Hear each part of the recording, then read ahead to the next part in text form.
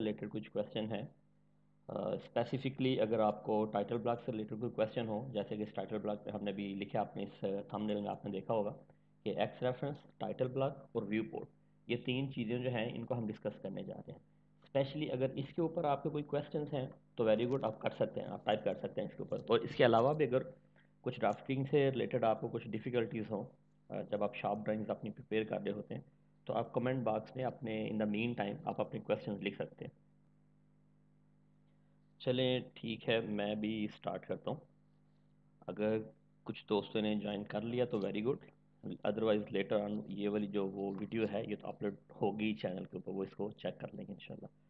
तो देखें, जब हम अपनी वर्किंग करते हैं ऑटोकैड के अंदर, ठीक है, आपने अपनी ड्राइंग जो है वो बिल्कुल अच्छे तरीके से प्रिपेयर कर ली। तो अभी आपके पास जो बहुत इंपॉर्टेंट चीज़ है वो क्या होता है कि एक चीज़ है कि आपकी एक्टिव ड्राइंग है कि जिसके अंदर आपने ब्लैंक शीट खोली। ब्लैंक शीट खोलने के बाद आप उसके अंदर अभी आप वर्किंग करेंगे। लेकिन कुछ चीज़ें ऐसी होती हैं कि आपको जस्ट उनका रेफरेंस चाहिए होता है। जैसे कि आपके पास कोई रोड की जनरल लेआउट प्लान हो गया, कोई एग्जिस्टिंग कंडीशन प्लान हो गया, कोई एग्जिस्टिंग सर्विसेज हो गई जैसे स्टॉर्म, सीवर, इरिगेशन, कोई भी ऐसी एग्जिस्टिंग सर्विसेज। तो उनका आपको जस्ट क्या होता है कि आपको अपनी जो नई ड्राइंग आप अपनी बनाने जा रहे हैं उसके अंदर आपको क्या चाहिए, जस्ट उसका रेफरेंस चाहिए। ठीक है। तो आपने अगर उसका रेफरेंस अटैच करना है, आप अक्सर ये सुनते होंगे अगर आपने कभी इंटरव्यूज़ वगैरह अटेंड किए हैं तो उसके अंदर अक्सर ये चीज़ पूछते हैं कि क्या आप एक्स रेफरेंस के साथ डील कर लेते हैं, क्या आपको पता है कि एक्स रेफरेंस क्या होता है। तो बहुत से ऐसे मतलब दोस्त होंगे कि जो ठीक है वो मिड एक्सपीरियंस में हैं या फ्रेशर्स हैं, ठीक है, लेकिन वो सिर्फ और सिर्फ इस वजह से इंटरव्यूज़ के अंदर फेल हो जाते हैं कि उन्हें ये नहीं पता होता कि एक्स रेफरेंस जो है वो क्या चीज़ है। ठीक है। मैं आपको सबसे पहले एक्स रेफरेंस के बारे में एक्सप्लेन करता हूँ। अभी आप ये देखें कि एक्स रेफरेंस जो है ये बेसिकली एक्सटर्नल फाइल्स हैं। एक्सटर्नल फाइल्स का आप रेफरेंस कॉल कर रहे हैं, आप बुला रहे हैं उस फाइल को अपनी उस मौजूदा ड्राइंग के अंदर कि जिसके अंदर आप अभी वर्किंग करने जा रहे हैं। ठीक है। अच्छा, कैसे इसको आप, कंसेप्ट इसका 100% ऐसा ही है कि जैसे आप ये देखें कि आपके पास लेयर्स होती हैं। ऑटोकैड के अंदर जब आप काम करते हैं तो आप किस में काम करते हैं, लेयर्स में काम करते हैं। हर एक्टिविटी, जो भी आप अपनी एक्टिविटी नहीं करने जा रहे हैं, जो भी नई आइटम आप उसमें लेके जा रहे हैं, जैसे कि स्टॉर्म, सीवर, अगर आप बिल्डिंग की बात करें तो रोड्स हो गए, वाल्स हो गए, विंडोज़ हो गई, ठीक है, इन सब की आपके पास क्या होती हैं, इंडिपेंडेंट लेयर्स होती हैं। तो आपको अगर कोई अपने डोर्स ड्रा करने हैं तो आप अपने डोर की लेयर को एक्टिवेट करते हैं, उसको सेट करंट करते हैं, फिर आप अपनी वर्किंग स्टार्ट करते हैं। इसी तरह अगर मैं एग्जांपल ले लूँ कि आपने एक लेयर क्रिएट की है जिसका नाम है एनोटेशन, या आपने एक लेयर क्रिएट की है जिसका नाम है डायमेंशन। तो अब आपने जब भी अपनी ड्राइंग के अंदर एनोटेशन ऐड करनी है, राइटिंग कुछ भी आपने कोई डिटेलिंग वगैरह उसमें ऐड करनी है, तो आपको सबसे पहले क्या करना होगा, आप सबसे पहले अपनी उस लेयर को एक्टिव लेयर करते हैं, करंट लेयर करते हैं, फिर आप उसमें काम करना शुरू करते हैं। आप इमेजिन करें कि आपके पास 7 या 8 डिफरेंट लेयर्स हैं। ठीक है, आपने उनमें काम किया, तो एक टाइम पे आप अपनी किसी भी एक लेयर को ऑन ऑफ कर सकते हैं। ठीक है, उसका डिस्प्ले जो है वो या तो नज़र आएगा या वो छुप जाएगा, होगा उधर ही पड़ा हुआ। सही है। एक्स रेफरेंस का जो कंसेप्ट है ये 100% सेम कंसेप्ट है कि आपके उसी प्रोजेक्ट लोकेशन के अंदर, सेम वही जो प्रोजेक्ट लोकेशन है उसके अंदर आपके सारी की सारी सर्विसेज की इंडिपेंडेंट अलग अलग से जो ड्राइंग्स हैं वो आपकी पड़ी हुई हैं उसी के अंदर, उसी जगह के अंदर, उसी एक लोकेशन प्रोजेक्ट साइट के ऊपर सारी ड्राइंग्स आपकी अवेलेबल हैं। लेकिन इशू क्या है कि वो अलग अलग बनी हुई हैं। ठीक है। अब आपको क्या करना होता है, आपको ये करना होता है कि कुछ आपके पास एग्जिस्टिंग सर्विसेज हैं जिन्हें आपको just as a X references call करना है कि कहीं ऐसा तो नहीं हो रहा कि अगर मैं अपने किसी भी प्रोजेक्ट के अंदर अपना, मैं कोई पियर, ब्रिज का पियर अगर मैं कास्ट करने जा रहा हूँ, या मैं कोई किसी जगह के ऊपर कोई फाउंडेशन कास्ट करने जा रहा हूँ, तो ऐसा तो नहीं है कि जहाँ मैं एक्सक्वेशन करने लगा हूँ वहाँ ऑलरेडी कोई एग्जिस्टिंग यूटिलिटी हो जो कि मेरे ये एक्सक्वेट करने से डैमेज हो जाएगी। तो आपको कैसे पता चलेगा कि जो मेरी प्रपोजल है, जो मेरा प्रपोज्ड रूट है, मेरी प्रपोज फाउंडेशन है, मेरा प्रपोज ब्रिज है, कोई भी चीज़, या प्रपोज यूटिलिटी की बात कर लें कि एक तो कुछ तो नेटवर्क है स्टार्म सीवर के आपके एग्जिस्टिंग, कुछ आपके नेटवर्क ऐसे होंगे कि जो आपको वहाँ प्रपोज करने होंगे, नए होंगे, आपके प्रपोजल होगी आपकी। तो क्या आपकी जो नई प्रपोजल है वो किसी भी एग्जिस्टिंग यूटिलिटी को डैमेज तो नहीं कर रही। इस चीज़ को आप कैसे क्रॉस चेक करेंगे, आप जहाँ भी अपनी प्रपोजल को, प्रपोजल आपके सामने है, जो नया प्रपोज आपने जो काम कर रहे हैं वो आपके सामने है इस वक्त, ठीक है, और आप उसमें क्या करते हैं, आप कॉल करते हैं किसी भी दूसरी उस यूटिलिटी को, और आप एक को नहीं कॉल करेंगे, आपके पास अगर 2 3 4 5 जितनी भी आपके पास सेपरेट फाइल्स पड़ी हुई हैं, आप सब फाइल्स को as a X reference call करेंगे उस अपनी एक्टिव फाइल के अंदर। कैसे कैसे आप कॉल करते हैं, कैसे आप एक्स रेफरेंस अटैच करते हैं, एक्स रेफरेंस के अंदर कौन सी मेजर मिस्टेक्स हैं कि जिसकी वजह से आपको ये पता होने के बावजूद कि एक्स रेफरेंस क्या होता है, एक्स रेफरेंस कैसे अटैच करते हैं, इसके बावजूद छोटी छोटी मिस्टेक हैं कि जिसकी वजह से आपसे कुछ ऐसी वो मतलब मीन्स गलती सरजद हो जाएगी कि आप फिर भी अपना एक्स रेफरेंस अटैच नहीं कर सकेंगे। मतलब अटैच तो आप करेंगे लेकिन वो किसी और कोऑर्डिनेटेड लोकेशन पे जा रहा होगा, कहीं और जा रहा, आपकी उस एग्जैक्ट लोकेशन पे नहीं आ रहा होगा। छोटी छोटी मिस्टेक्स हैं, कोई बड़ी नहीं है। मैं वन बाय वन सारी की सारी आपसे पहले एक्स रेफरेंस से रिलेटेड जो ये मिस्टेक्स हैं जिनको आपके माइंड में जो होनी चाहिए, जिन प्रिकॉशंस को आपको अडॉप्ट करना चाहिए, जो इसके कॉन्सेप्ट्स हैं, वो मैं आपसे डिस्कस करता हूँ। पहली चीज़ कि जब भी आपने एक्स रेफरेंस को अटैच करना है, ठीक है, तो आपको क्या करना चाहिए, आपको यहाँ कीबोर्ड से कमांड आप यूज़ करेंगे, एक्स आर की कमांड यूज़ करेंगे, X ref, okay, X R, और एंटर करें। ये विंडो आपके सामने खुल के आ जाएगी। इस वक्त मैंने एक सिर्फ इस अपनी एक्टिव ड्राइंग के अंदर सिर्फ एक एक्स रेफरेंस की जो फाइल है उसको अटैच किया हुआ है, और वो कौन सी है, लेआउट है। मेरे पास एक रोड का लेआउट प्लान है, ठीक है, ये मेरा प्रपोज लेआउट प्लान है, और जो आपको पीछे जो ये ग्रे सा कलर नज़र आ रही है, हमारे पास क्या है, एग्जिस्टिंग रोड है, और ऊपर जो है जो आपको नज़र आ रही है येलो पोर्शन, ये आपकी प्रपोजल है कि यहाँ वाइडनिंग रोड की होगी, सही है। इसी तरीके से यहाँ भी अगर आप देखें तो ये जो आपके पास एग्जिस्टिंग रोड था ये था, ग्रे वाला पोर्शन ये था, लेकिन प्रपोजल में क्या हुआ, प्रपोज रोड के अंदर आके येलो थोड़ा सा राइट पे आ गया, लेफ्ट साइड पे ऐड हो गया। तो मतलब ये एग्जिस्टिंग आपकी जो एग्जिस्टिंग आपका रोड है वो भी आपको नज़र आ रहा है, जो प्रपोज है वो भी नज़र आ रहा है। हम अभी रोड के लेआउट प्लान को इन डेप्थ डिस्कस नहीं कर रहे, हम किस चीज़ को डिस्कस कर रहे हैं, एक्स रेफरेंस को, ठीक है। अभी आप एक्स रेफरेंस अटैच कैसे करते हैं और उसमें कौन सी मिस्टेक्स होती हैं। फर्स्ट ऑफ ऑल तो ये है कि आप ऑटो कैड के अंदर जब एक्स रेफरेंस अटैच करते हैं तो इस एरो पे अगर आप क्लिक करेंगे ना, तो इसका मतलब ये है कि हम ऑटो कैड के अंदर DWG को भी अटैच कर सकते हैं, मतलब कि ऑटो कैड की फाइल को भी अटैच कर सकते हैं एज अ एक्स रेफरेंस। हम इमेज की जो कोई कोई आपके पास किसी किस्म का भी इमेज पड़ा है, एरियल इमेज पड़ा हुआ है, वो बेशक उसके जियो रेफरेंसिंग है या नहीं है, मतलब कि वो ओरिजिनल कोऑर्डिनेट्स पे है या फिर ओरिजिनल कोऑर्डिनेट्स पे नहीं है, वट आप उसको भी अटैच कर सकते हैं। आप DWF फाइल को अटैच, ये जितनी आपको यहाँ फाइल्स, इवन अगर आपके पास आपने लिडार से या ड्रोन से आपने सर्वे डाटा कुछ पिक किया है, तो उसका उसका जो डाटा आता है वो हमारे पास क्लाउड फॉर्म में आता है, तो आप उस क्लाउडेड फॉर्म का जो सर्वे डाटा है उसको भी इसके अंदर अटैच कर सकते हैं, सही है। तो ये सारी के सारे, इवन PDF को अटैच कर सकते हैं आप, माइक्रो सेशन की फाइल जो DGN है उसको अटैच कर सकते हैं, ठीक है, कोई भी अटैचमेंट हो आपके पास। अच्छा, अभी हम क्या करने जा रहे हैं, इसको हम DWG, मतलब कि अगर क्लिक करेंगे बाय डिफ़ॉल्ट आपके सामने DWG आएगा, मतलब ऑटोकैड की फाइल आएगी। अब आपके पास देखें 33 KB का नेटवर्क है, FOC है, फाइबर ऑप्टिक केबल है, स्टॉर्म वाटर नेटवर्क है, और ये मैंने ऑलरेडी रोड का लेआउट ऑलरेडी मैंने अटैच करके रखा हुआ। अब आप क्या करेंगे, आप इसमें से 33 KB को अटैच कर दें, ठीक है। अटैच करने से पहले मैं अपना पहले जो व्यू है थोड़ा ब्रॉडर इसको जूम आउट करता हूँ, ताकि जो जब वो चीज़ अटैच हो तो आपको पता चले कि वो इसी लोकेशन के ऊपर अटैच हो चुकी है, ठीक है। अभी ये देखें, ये इस वक्त हमारे पास प्रेजेंट कंडीशन है, ठीक है, ओके। XR की कमांड को यूज़ करें, XR की कमांड यूज़ करके यहाँ क्लिक करें, और मैं कहता हूँ कि जो ये मेरा स्टाम नेटवर्क है ना इसको अटैच कर दो, ठीक है। मैं इसे थोड़ा साइड पे रखता हूँ ताकि आपको नज़र आए। इसे ओपन करें। अब आपके सामने ये जो विंडो आई है, इस विंडो के अंदर आपको जब आप अपनी चीज़ों को ओरिजिनल कोऑर्डिनेट्स के ऊपर, ये एक मिस्टेक हो सकती है, मतलब आप कर सकते हैं ये मिस्टेक, आप इसको कैसे अवॉइड करेंगे, जब आप अपनी चीज़ों को जो कि ओरिजिनल कोऑर्डिनेट्स हैं, जो कि लेआउट्स हैं, ठीक है, जो कोऑर्डिनेटेड चीज़ है, मैं टाइटल ब्लॉक की भी बात नहीं कर रहा, मैं किसी एक ऐसे इमेज की बात नहीं कर रहा कि जिसके लिए हमें जियो रेफरेंस की ज़रूरत नहीं है। मैं अभी आपसे बात कर रहा हूँ कि हमारे पास डिफरेंट यूटिलिटीज़ हैं, हमारे पास डिफरेंट लेआउट प्लान्स हैं, centre line of the roads है, ठीक है, प्रपोजल है, तो पूरी हमारे पास एक प्लान्स हैं, ठीक है, आपने उनको अटैच करना है। तो ये तीनों स्केल, रोटेशन और इंसर्शन पॉइंट, ये तीनों जो हैं आपके पास अनचेक होने चाहिए। अगर ये चेक होंगे, फॉर एग्जांपल अगर आपके पास ये स्केल चेक होगा, तो जब आप इसको अटैच करने के लिए जाएंगे तो ये आपसे बोलेगा कि मैं 1:1 ही स्केल रखूँ, एक्चुअल स्केल रखूँ, वो पूछेगा आपसे।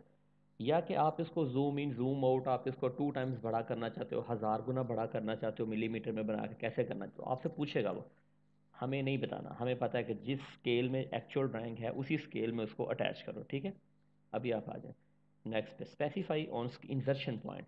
ये अगर ऑन होगा, अगर ये चेक होगा तो आपसे कमांड बार में पूछेगा कि आप इसको किस लोकेशन पे रखना चाह रहे हो, कि जो चीज़ आप अटैच करने जा रहे हो इसका जो उस ऑब्जेक्ट का जो इंसर्शन पॉइंट है आप उसे कहाँ रखना चाह रहे हो, हमने ये बताना चाह रहे हैं।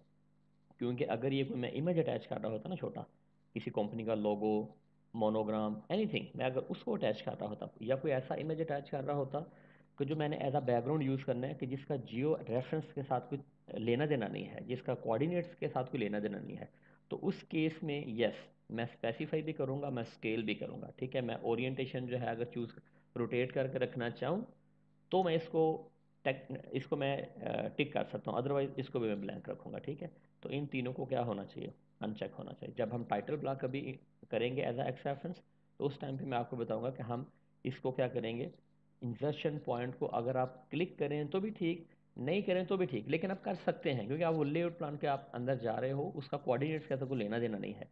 लेकिन वो भी अभी डिस्कस करते हैं, ठीक है। अभी आप पहले क्या करेंगे, इसको ओके करें। अभी आप देखिएगा कि इस ड्राइंग में जो पीछे भी आपको नज़र आ रही है, आपको जो ये देखें, ये आपको भी क्या नज़र आ रहा है, ये स्टॉर्म वाटर का जो नेटवर्क है ये आपको वो नज़र आ रहा है। मैं आपको थोड़ा सा जूम करके दिखाता हूँ। ये देखें, ये आपके पास मैन होल्स हैं, ठीक है। इन्वर्ट लेवल उसका बता रहा है, ठीक है। ये यू पीवीसी जो पाइप जो टाइप है, पीवीसी पाइप है। यहाँ आपका एसी का पाइप है, 500 जो है उसका वो डाया, ये 200 का जा रहा है उसका कनेक्शन पॉइंट, ठीक है। ये सारे के सारे आपको क्या नज़र आ रहे हैं, ये सारे के सारे आपको स्टार्म नेटवर्क के जो रूट हैं वो वाले नज़र आ रहे हैं, ठीक है। फिर आपको ये गलियां नज़र आ रही हैं कि कहाँ तो उन्होंने पानी को पकड़ना है, कैप्चर करना है और फिर अंदर उसको रोड के अंदर लेके जाना है उसको, ठीक है। ये सारा आपके पास क्या आ गया, स्टार्म का नेटवर्क आ गया। इसी तरीके से अगर आप एक्स आर करें, अभी आप ये देखें कि एक और मैं आपको मिस्टेक बताना चाह रहा हूँ कि अभी आप ये देखें, आप अगर एफ ओ सी को अटैच करने जा रहे हैं, मैं अगर इस ड्राइंग में से किसी भी ड्राइंग को, ये मिस्टेक नंबर 2 है जो आपसे हो सकती है, जिसको आपको एहतियात करनी चाहिए कि ये आपसे मिस्टेक नहीं हो, ठीक है। और जो जिन दोस्तों ने अभी ज्वाइन कर लिया, अगर आपका कोई क्वेश्चन हो, मैं यहाँ देख रहा हूँ कि 9 पीपल जो हैं वो इस वक्त चैट में हैं। अगर आप अपना कोई क्वेश्चन टाइप करना चाहें तो आप अपना क्वेश्चन टाइप कर सकते हैं, ठीक है। ओके, अभी मैं कहना चाह रहा हूँ कि आपकी जो एक्स रेफरेंस अटैच करते हुए जो आपकी सेकंड मिस्टेक हो सकती है वो ये है कि जिस ड्राइंग को आप अटैच कर रहे हैं बाय मिस्टेक, जब आप उस ड्राइंग के अंदर थे तो यूसीएस वर्ड की बजाय आप वहाँ यूसीएस व्यू में थे। ये मिस्टेक नंबर 1 हो गई। मिस्टेक नंबर 2 आपकी ये हो सकती है कि आपका उस ड्राइंग के अंदर, जैसे अभी आप ये देखें एफओसी की ड्राइंग है, अगर मैं एफओसी की ड्राइंग को खोलूँ, यूएन करके एंटर करूँ, यूनिट्स उसके चेक करूँ, तो अगर तो उसके यूनिट्स मीटर्स होंगे, क्योंकि मेरी बाकी जितनी ड्राइंग्स हैं वो सारी की सारी मीटर्स यूनिट के अंदर है। अगर एफ की ड्राइंग जो है बाय मिस्टेक मैंने यूएन करके एंटर किया और गलती से मुझसे वहाँ फीट, इंच, सेंटीमीटर, मिलीमीटर कुछ भी अगर चूज़ हो गया, तो जब मैं उस ड्राइंग को अपनी इस ड्राइंग के अंदर as a X reference call करूँगा तो वो एग्जैक्ट इस लोकेशन पे नहीं आएगी, अपनी असल, मैं कहना चाहता हूँ अपनी असल लोकेशन पे नहीं आएगी, वो किसी गलत जगह पे चली जाएगी क्योंकि यूनिट का फ़र्क आ गया उसमें। तो पहली चीज़ क्या होती है कि आपने जब एक्स रेफरेंस आप अटैच कर रहे होते हैं तो आपने चेक जो इस नेक्स्ट विंडो में अभी आप देखें आपके पास जो 3 टिक बॉक्स होते हैं, आपने किसी को भी ये जो है 1 2 3 स्केल स्पेसिफाई नहीं करना, रोटेशन को चेक बॉक्स नहीं करना और इंसर्शन पॉइंट जो है आपने उसको भी क्लिक नहीं करना, ठीक है। और दूसरी चीज़ कि जिस चीज़ को आप अटैच कर रहे हैं मेक श्योर करें, उसको अटैच करने से पहले मेक श्योर करें कि उसका यूनिट जो है वो मीटर्स में है। मैं क्यों मीटर्स में कह रहा हूँ, क्योंकि मैं जिस प्रोजेक्ट को डील कर रहा हूँ इस वक्त, एग्जांपल प्रोजेक्ट को, मेरे सारे के सारे जो बाकी जो मेरे पास मेजॉरिटी ऑफ द ड्राइंग्स है वो सारी किस में है, मीटर सिस्टम में है। तो आपकी ड्राइंग सारी किस में होनी चाहिए, सेम यूनिट में होनी चाहिए। चले आप मान लें, ऐसे ही कर लें, इस बात को आप ऐसे समझें कि सेम यूनिट होना चाहिए। आप फिट में काम कर रहे हैं तो सारी की सारी आपकी ड्राइंग्स इसमें होनी चाहिए, फिट सिस्टम में होनी चाहिए। आप मीटर में काम कर रहे हो तो सारी की सारी आपकी ड्राइंग्स इसमें होनी चाहिए, मीटर्स में होनी चाहिए। मिलीमीटर में काम कर रहे हो तो मिलीमीटर में होनी चाहिए, ठीक है। और आपका जो यूसीएस है वो वर्ड में होना चाहिए, UCS, UCS enter, W enter, word coordinate system में होना चाहिए। समटाइम हमारी जो एक्चुअल ड्राइंग है वो ऐसे थोड़ी सी रोटेटेड होती है, तो हम अपने वक्ती तौर पे काम करने के लिए हम क्या करते हैं, यूसीएस एंटर, वी एंटर करके एटलीस्ट अपने माउस को, अपने क्रॉस हेयर को सीधा कर लेते हैं, ताकि जो हम राइटिंग करें, जो अपने अंदर कोई रेक्टेंगल्स ड्रा करें, वो ट्रू हॉरिजॉन्टल वर्टिकल पोजीशन में हमारे सामने आ रही हो, टेक्स्ट जो लिखे तो हमारे पास बिल्कुल स्ट्रेट पोजीशन में लिखा हुआ नजर आए, ठीक है। तो आपने क्या करना है, यूसीएस को अपने वर्ड कंडीशन में होना चाहिए, यूनिट्स आपके सेम होने चाहिए। ये आपकी एक्स रेफरेंस के अंदर ये जो है वो मेजर मिस्टेक्स आपकी हो सकती हैं जिनको आपको अवॉइड करना चाहिए। इसको भी अब अभी आप अटैच करें।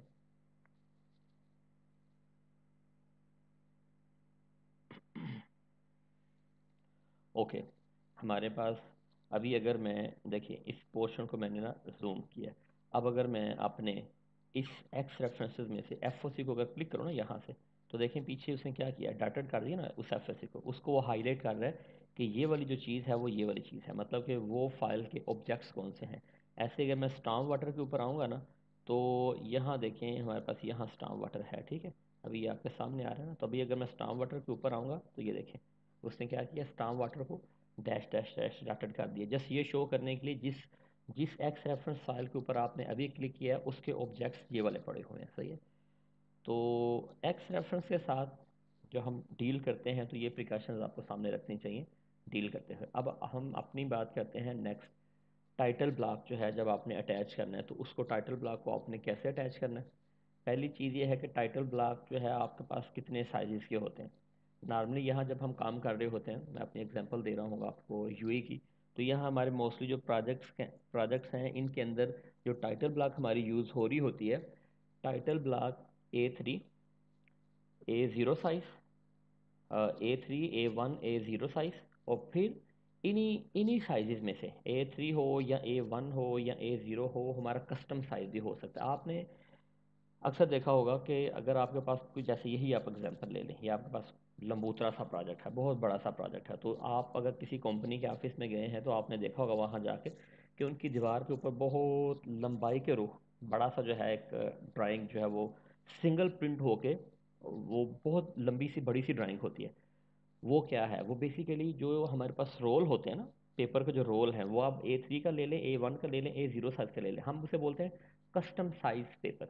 कस्टम साइज इसका मतलब ये है कि मैं अपनी जो पेपर की हाइट है, यूँ अगर वर्टिकल हाइट है पेपर की, तो वो मैं मेंटेन करना चाह रहा हूँ क्या, A1, और उसकी जो लेंथ है वो मैं कस्टम रखना चाह रहा हूँ। क्या मैं आपसे कहना चाह रहा हूँ, आप ऐसे समझें कि मेरे A3 पेपर साइज़ की जो A3 का साइज़ है, अभी ये तो पेपर जो आपको नज़र आ रहा होगा ये कौन सा है, ये A1 का A4 का साइज़ है, ठीक है। लेकिन अगर इसको मैं यूँ रखूँ ना इस डायरेक्शन में, और इसके साथ में यूँ दो पेपर यूँ अटैच करूँ, तो ये भी आपका पेपर कौन सा बन गया, दो अगर मैं A4 को जोड़ूँ तो ये A3 बन गया।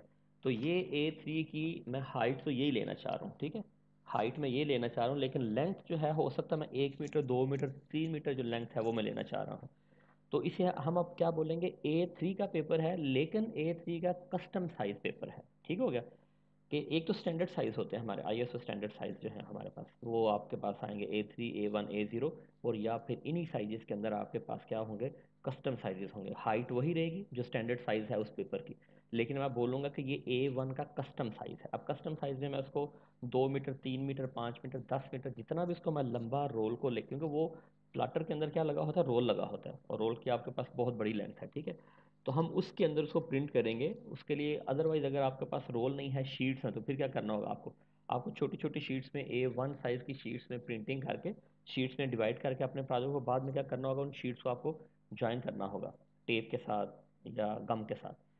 अच्छा, अभी मैं आपको दिखाता हूँ इसमें, मैं इसको थोड़ा सा मैक्सिमाइज कर दूँ ताकि स्क्रीन आपको अच्छे से नज़र आए।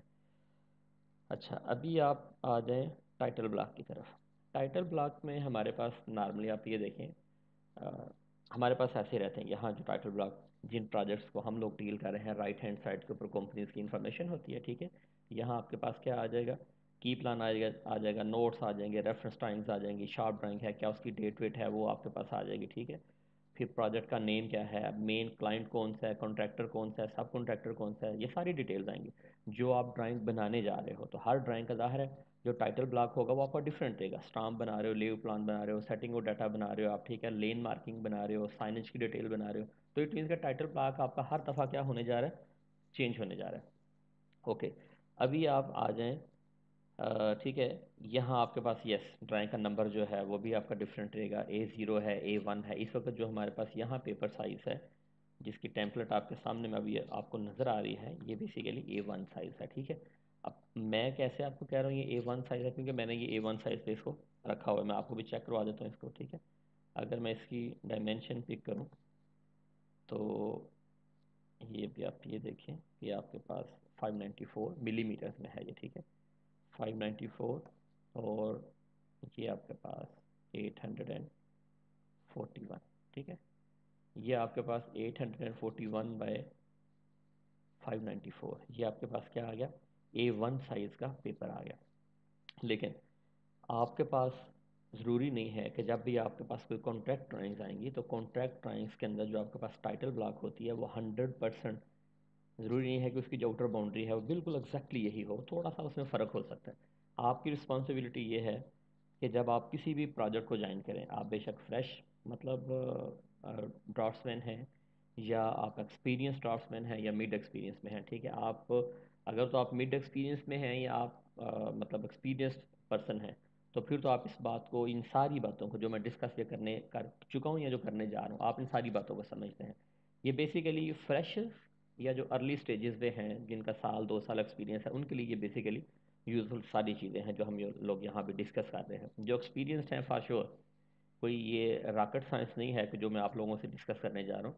जो एक्सपीरियंस्ड लोग हैं उनके लिए ये नॉर्मल चीज़ें हैं, डेली रूटीन में वो ये चीज़ें कर रहे होते हैं, ठीक है। अभी जब आप किसी भी नए प्रोजेक्ट पे जाएंगे या आप अपनी प्रैक्टिस कर रहे हैं, ठीक है, तो आपको क्या करना चाहिए, जो भी टेम्पलेट, ड्राइंग टेम्पलेट आपके पास आएगी, आपने सबसे पहले ये चेक करना है कि ये किस साइज़ के ऊपर है। क्यों? नंबर एक ये है कि वो जो कोई भी साइज़ है, क्या वो स्टैंडर्ड साइज़ है। जैसे ये 594, 841 है, तो हो सकता है वो 840 हो सकता है वो 830 या 820 हो, तो स्टैंडर्ड साइज़ तो ना हुआ। आप उसको स्ट्रेच करके स्टैंडर्ड साइज़ बनाएं, ठीक है। दूसरी चीज़, आपको ये पता चला कि नहीं ये बिल्कुल परफेक्टली A1 साइज़ है, लेकिन आपको अगर अपने प्रोजेक्ट के अंदर जो वर्किंग करनी है, A3 की ड्राइंग्स जो है उनको अगर आपने डील करना है, तो आपको क्या करना चाहिए, आपको इस A1 से अपनी जो A3 साइज़ की टेम्पलेट है वो आपको क्रिएट करनी चाहिए। क्रिएट क्या करनी चाहिए, मतलब जब सेव एज करेंगे आप इसको, और इसको स्केल करके आप थोड़ा छोटा कर देंगे। अभी आप ये देखेंगे कैसे आप इसे A3 बनाएंगे।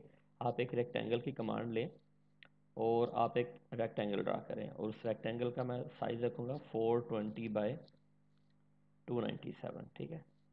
अब ये जो साइज़ है ये हमारा मिलीमीटर्स में बात करते हुए ये हमारा A3 का साइज़ है, ठीक है। अभी अगर मैं इसी, ये जो आपके पास A1 साइज़ की टेम्पलेट हमारे पास बनी हुई है, मैं इसको अगर कॉपी करके, कॉपी मैं किस लिए कर रहा हूँ, चलो मैं इसे कॉपी नहीं करता, मैं इसी को क्या करता हूँ, सेव एज़ करता हूँ, ठीक है। फाइल सेव एज़, और फिर मैं इसी में मॉडिफिकेशन कर दूंगा, सेव एज़ करता हूँ, और इसका मैं नाम रख देता हूँ स्पेस A3, कि मैं अभी क्या करने जा रहा हूँ, मैं A3 की ड्राइंग जो है, A3 की जो टाइटल ब्लॉक है वो मैं A1 से इसको कन्वर्ट करने जा रहा हूँ, और मैंने अपनी जो रेक्टेंगल है वो ड्रा कर लिया, और मुझे पता है कि इसका जो साइज़ है वो A3 है। अब आप इसको अलाइन कर दें, और अलाइन करें और स्केल भी करें सेम टाइम पे।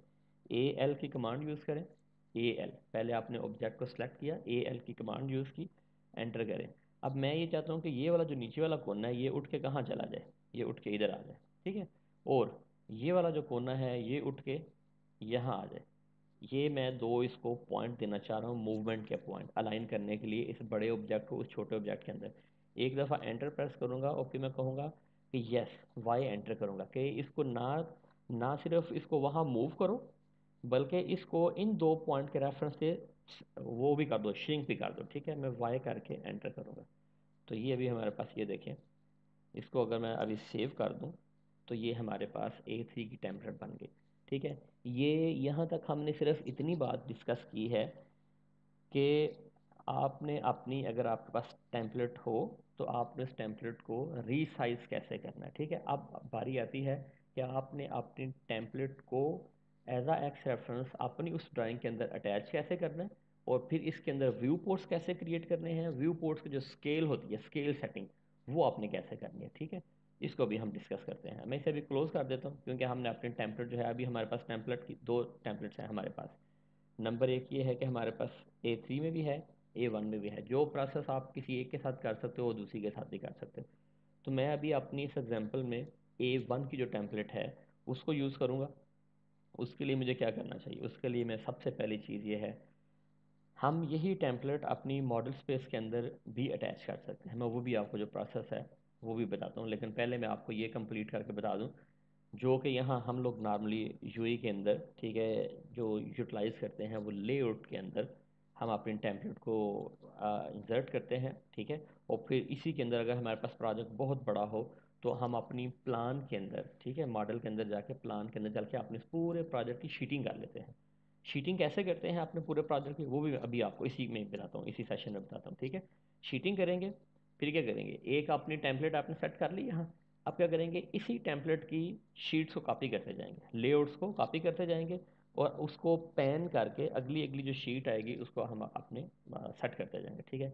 कैसे ये सारा प्रोसेस करते हैं अभी आप ये देखें। सबसे पहले आप कहाँ हैं, इस वक्त आप मॉडल स्पेस में हैं, सॉरी लेआउट लेआउट में है, मॉडल स्पेस में नहीं है, ठीक है। लेआउट के अंदर मैं क्या करने जा रहा हूँ, अगेन एक्स आर एंटर करता हूँ, और ये करने से पहले मैं इस व्यू पोर्ट को हटा देता हूँ, ठीक है।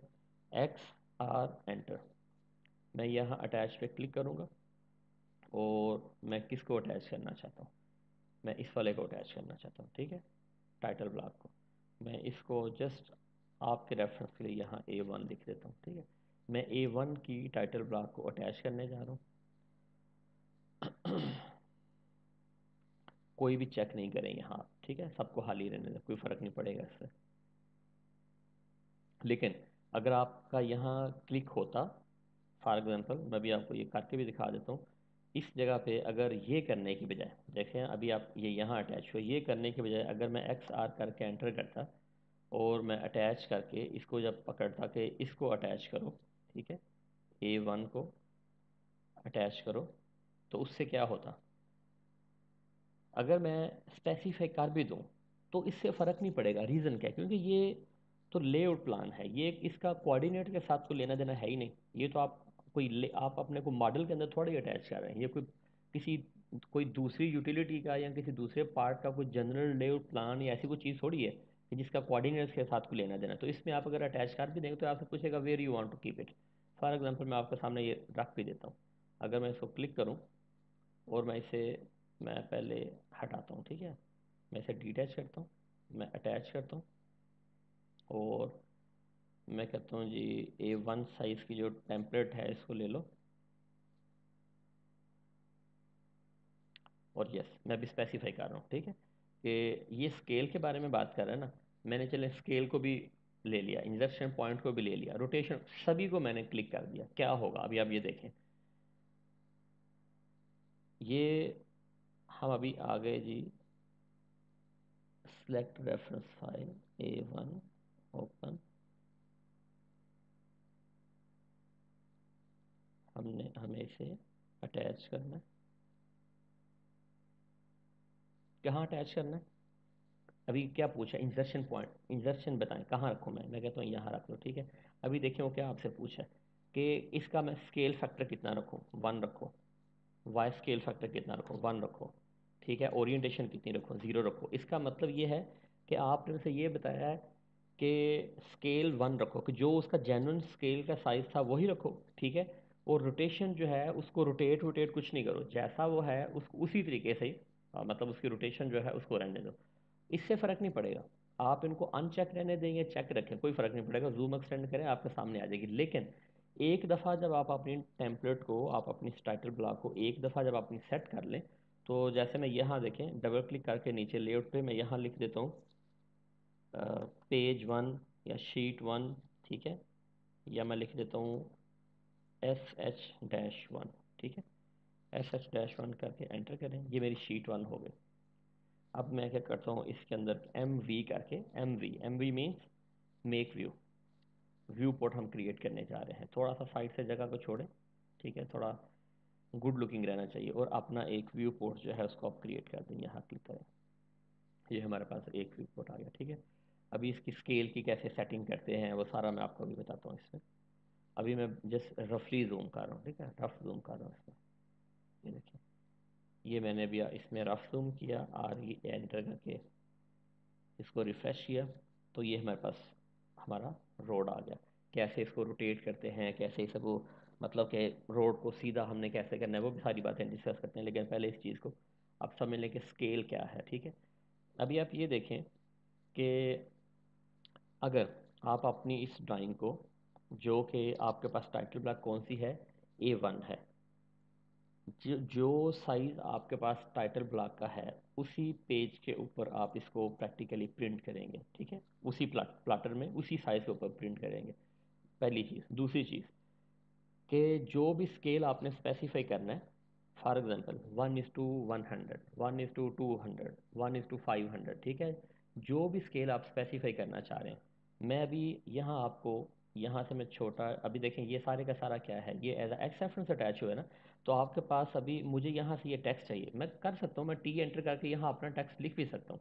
मैं यहाँ कोने में लिखना चाह रहा हूँ स्केल इज इक्वल टू 1:1000 या 1:100 में कुछ भी ऐसा लिखना चाह रहा हूँ, मैं टी एंटर करके यहाँ टेक्स्ट लिख सकता हूँ, वो ईजी है। लेकिन मैं आपको बताना चाह रहा हूँ कि अगर आप यहाँ से, आपके पास कोई ब्लॉक हो या आपके पास कोई एक्स रेफरेंस अटैच हुआ हो, उसमें से अगर आपने किसी स्पेसिफिक, अभी देखें ये मैं क्लिक कर रहा हूँ, अगर मैं कॉपी करूँगा, सी ओ करूँगा, सी पी करूँगा, तो ये पूरे का पूरा जो ब्लॉक है ये सारे का सारा कॉपी होगा। अगर आपने किसी स्पेसिफिक एंटिटी को, अगर आपने ब्लॉक में से या एक्स रेफरेंस में से कॉपी करना, तो आप बोलेंगे एन कॉपी, एन कॉपी, इसे याद रखिएगा, एन कॉपी एंटर करें। अब ये वो आपसे पूछ रहा है कि किसको कॉपी करना है, मुझे अभी सिर्फ ये एक ही टेक्स्ट चाहिए, ठीक है, मुझे सिर्फ ये एक टेक्स्ट चाहिए, लेकिन जस्ट आपको दिखाने के लिए मैं तीन ऑब्जेक्ट्स को क्लिक करूंगा। पहले नंबर पे मैंने इसको क्लिक किया, सेकंड नंबर पे मैं टाइटल ब्लॉक को भी क्लिक कर रहा हूँ, और थर्ड नंबर पे मैं एक जो है ना लाइन, उसको भी क्लिक कर देता हूँ। आल दो को इनमें से मैं दो चीज़ों को डल कर दूंगा, मैं जस्ट आपको दिखाना चाह रहा था। अब आप एंटर करें, वन क्लिक करें, और जहाँ आपने इसको रखना है वहाँ आप ले जाएं। मैं आर्थो को ऑफ करता हूँ और इसको मैं यहाँ रख देता हूँ फ्री स्पेस पे। ये देखें, वहाँ से ये कापी आपकी उठ के यहाँ आ गई, ठीक है। अब मुझे पता है कि मुझे ये वाली जो चीज़ें हैं ये दो नहीं चाहिए, मैं इस पर क्लिक करूँगा और इस पे इसको मैं एडिट कर दूँगा, ठीक है।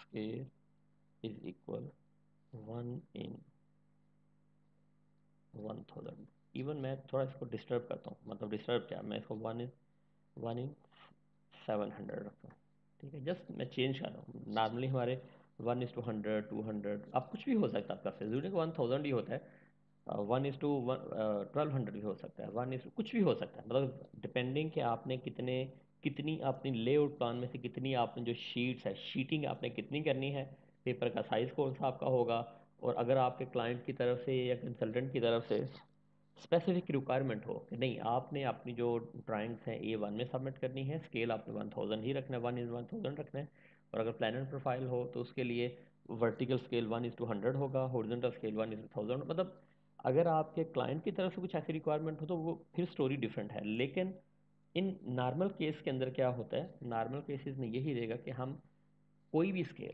जो अपनी शीटिंग करना चाह रहे हैं वो हम रख सकते हैं। आपको कॉन्सेप्ट ये होना चाहिए कि स्केल कौन सा है, तो व्यू पोर्ट को सेट कैसे करना है, आपको समझने वाली ये चीज़ है।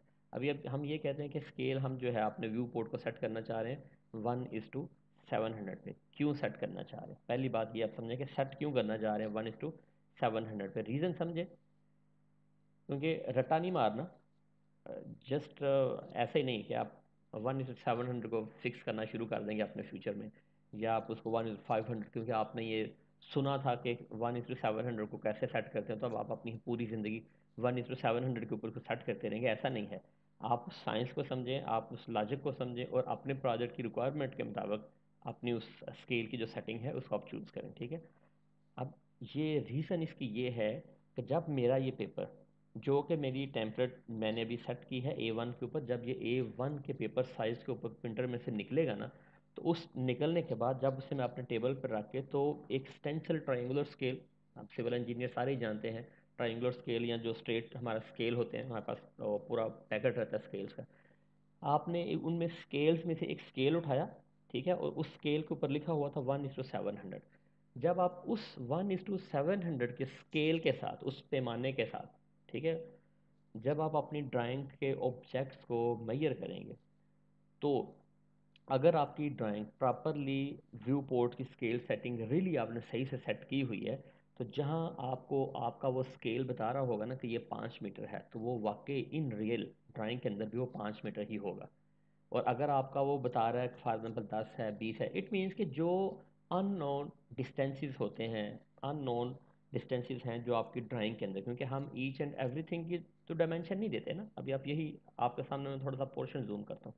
अभी आप ये देखें कि ये इस रोड की एंट्री एग्जिट निकल रही है। अगर आपसे मैं ये प्रिंट आउट आपके सामने पड़ा हुआ है, मैं अगर आपसे ये क्वेश्चन करूं, मैं अगर आपका इंटरव्यू ले लूं फॉर एग्जांपल, तो मैं अगर आपसे ये पूछूं कि भाई ये ड्राइंग है, ये ड्राइंग ले लो आप, मैं आपको ये हार्ड कॉपी दे दूं, और आपसे मैं सिर्फ इतना, और सारे के सारे जो स्केल हैं वो आपके पास टेबल पे पड़े हुए हैं, मैं आपसे एज आ मतलब कि इंटरव्यू लेने वाला बंदा, मैं आपसे ये पूछूं कि भाई मुझे ये बताएं कि ये जो इनर रोड्स हैं, जो येलो लाइंस हैं, yellow line to yellow line distance, या आउटर टू आउटर जो हमारे पास आ रहा है, stone cup to stone cup ये डिस्टेंस है हमारे पास, मुझे मेजर करके बताएं।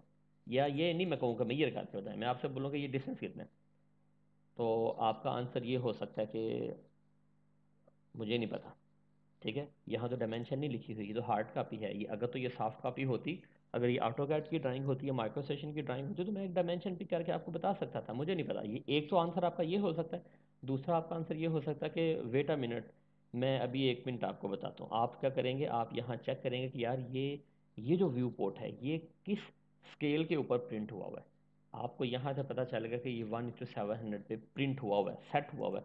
आप क्या करेंगे, आप अपने टेबल पे नज़र मारेंगे, वहाँ से आप क्या उठाएंगे, आप एक ट्राइंगुलर स्केल उठाएंगे। कौन से वाला, जिसके ऊपर लिखा होगा कि दिस स्केल इज़ व्हाट 1:700। आपको स्केल को उठाएंगे, उस स्केल को उठा के वेरी सिंपल आप यहाँ से यहाँ तक वो डायमेंशन चेक करें। जो भी आपका स्टेंसिल, आपका स्केल आपको डिस्टेंस बता रहा है ना, वो 100% ठीक है। मतलब उसमें आप कह लें कि पॉइंट्स में थोड़ा बहुत फ़र्क हो सकता है कि प्रिंटिंग करते वक्त आपके ग्रिप पॉइंट आपने थोड़े से गलत पिक कर लिए थे, या ड्राइंग का मार्जिन आपने थोड़ा सा गलत सेट कर दिया था। कुछ ऐसी माइनर मिस्टेक्स तो हो सकती हैं, लेकिन वो आप कह सकते हैं कि 99% वो परफेक्ट होगा, उसके अंदर कोई गलती नहीं होगी। जो आप डिस्टेंस बोलेंगे वो 100% ठीक होगा, या 99% ठीक होगा। ठीक है, तो अभी सेट कैसे करना है, इंपॉर्टेंट चीज़। ठीक है, अभी मैं आपको बताता हूँ जनाब कि इसको आपने सेट कैसे करना है। आप क्या करेंगे, पहले सबसे पहले ये है कि आप अपना कैलकुलेटर को ऑन करें। मुझे पता है ऑटोकैड के अंदर भी कैलकुलेटर होता है, लेकिन मैं यहाँ से ओपन करके आपको दिखाऊंगा ताकि वो सामने आपको नज़र आ रहा हो। ठीक है, हम यहाँ गए, कैलकुलेटर को ओपन कर लिया, फिर मैं इसको मैक्सिमाइज कर देता हूँ ऑटोकैड को। चलें पहले इसको कैलकुलेट कर लेते हैं। स्केल कौन सा हमें चाहिए था, ये देखें, हमने अपने व्यू पोर्ट को सेट करना है 1:700 के ऊपर। तो मैं क्या करूँगा, 1/700। ठीक है, 1/700, तो आपके पास एक आंसर आ गया। ठीक है, अब मैं इसको देखें, 0.001 आ रहा है। हम इसको कस्टम स्केल, व्यू पोर्ट के कस्टम स्केल में इसको नहीं डालेंगे। ठीक है, हम क्या करेंगे, हम इसको मल्टीप्लाइड बाय 1000 करेंगे। क्यों मल्टीप्लाइड बाय 1000 करेंगे और उस आंसर को कस्टम स्केल में डालेंगे, क्योंकि आपकी ड्राइंग थी मीटर्स में, हमारी जो टेम्पलेट है ये किस में है, ये मिलीमीटर्स में है। कितने का डिफरेंस आ गया आपके पास, ये आपके पास 1000 का डिफरेंस आया। यही जो डिफरेंस है, आप इसको यहाँ मल्टीप्लाई करेंगे इस स्केल के साथ, जो आंसर आएगा उसी आप अपने व्यू पोर्ट की प्रॉपर्टी में, जो कि ये है, मैं आपको भी दिखाता हूँ। व्यू पोर्ट को क्लिक करें, कंट्रोल 1 करें, और यहाँ देखें कस्टम स्केल आपको नज़र आ रहा है ना, ये वाला। मैं थोड़ा सा इसको यूज टच कर देता हूँ, ये कस्टम स्केल। तो आपको यहाँ क्या डालना चाहिए, वो जो आंसर आपका आ रहा है मल्टीप्लाई करने के बाद, यहाँ आप अपने कस्टम स्केल में उसको डाल देंगे। ठीक है, अभी आप ये देखें कि ये मेरे पास आ रहा है जी, मल्टीप्लाइड बाय 1000, तो आ गया 1.428। ठीक है, 1.428, तो मैं इसको क्लिक करता हूँ, 1.428 दे देता हूँ, 1.428 एंटर करें। ठीक है, तो अभी आपकी ये जो ड्राइंग है, ये जो आपकी ड्राइंग है, इसका जो भी स्केल सेट हुआ है, जो इसका स्केल सेट हुआ है, वो कौन सा सेट हुआ है, 1:700। ठीक है, अब मैं व्यू अपना यही रखता हूँ, जो आपको अभी व्यू नज़र आ रहा है ना, ये मैं अभी व्यू अपना यही रखता हूँ। अभी मैं आपको इसको, इस स्केल को मैं डबल करके दिखाता हूँ। डबल से क्या मुराद है मेरी, ये मैं ऐसे कहता हूँ कि 1:1400, इसके ऊपर इस ट्राइंग को सेट करो। तो प्रैक्टिकली क्या होना चाहिए, आपके अंदर जो आपको व्यू, जो आपको नज़र आ रहा है, वो जूम आउट होगा, मतलब कि अंदर घुसेंगे आप, उसकी आंखें घुसेंगी, या कि वो दूर जाएगा। ठीक है, क्योंकि अब पहले आप ये समझें कि आप कहना क्या चाह रहे हैं। आप उसे ये कह रहे हैं कि पहले मेरे पास 1:700 था, ठीक है, अब क्या 1:1400। इट मीन्स कि जो ज़्यादा एरिया है, जो बिगर एरिया है उसको अब आप कवर करने जा रहे हो। कितना कवर करने जा रहे हो? डबल आप कवर करने जा रहे हो। तो इट मीन्स कि आपको ड्राइंग जो अंदर नज़र आएगी ये डबल नज़र आएगी उससे। आप थोड़ा इसको एक दफ़ा देखें, आपको थोड़ा कॉन्सेप्ट जो है क्लियर होगा और भी अच्छे से। अभी हम कौन सा स्केल लेने जा रहे हैं? 1:1400। तो 1/1400 आंसर आ गया, ये मल्टीप्लाइड बाय 1000 कर दें। ओके, 0.7142 भी लिख सकते हैं, 43 भी लिख सकते हैं, क्योंकि नेक्स्ट जो पॉइंट आ रहा है वो 8 है। तो 7143 कर देते हैं, 0.7143। इसे क्लिक करें और यहाँ लिखें 0.7143। ये देखें आपने क्या हुआ है, ज़्यादा ड्राइंग आपको नज़र आनी शुरू हो गई, उससे ज़्यादा एरिया कवर कर लिया। क्यों? क्योंकि आपका स्केल डबल हो गया। आप अब आप क्या कर रहे हो, अब आप ऐसे ही समझो कि पहले आप प्लेन में बैठे हुए थे, तो आप कितनी हाइट पे उड़ रहे थे?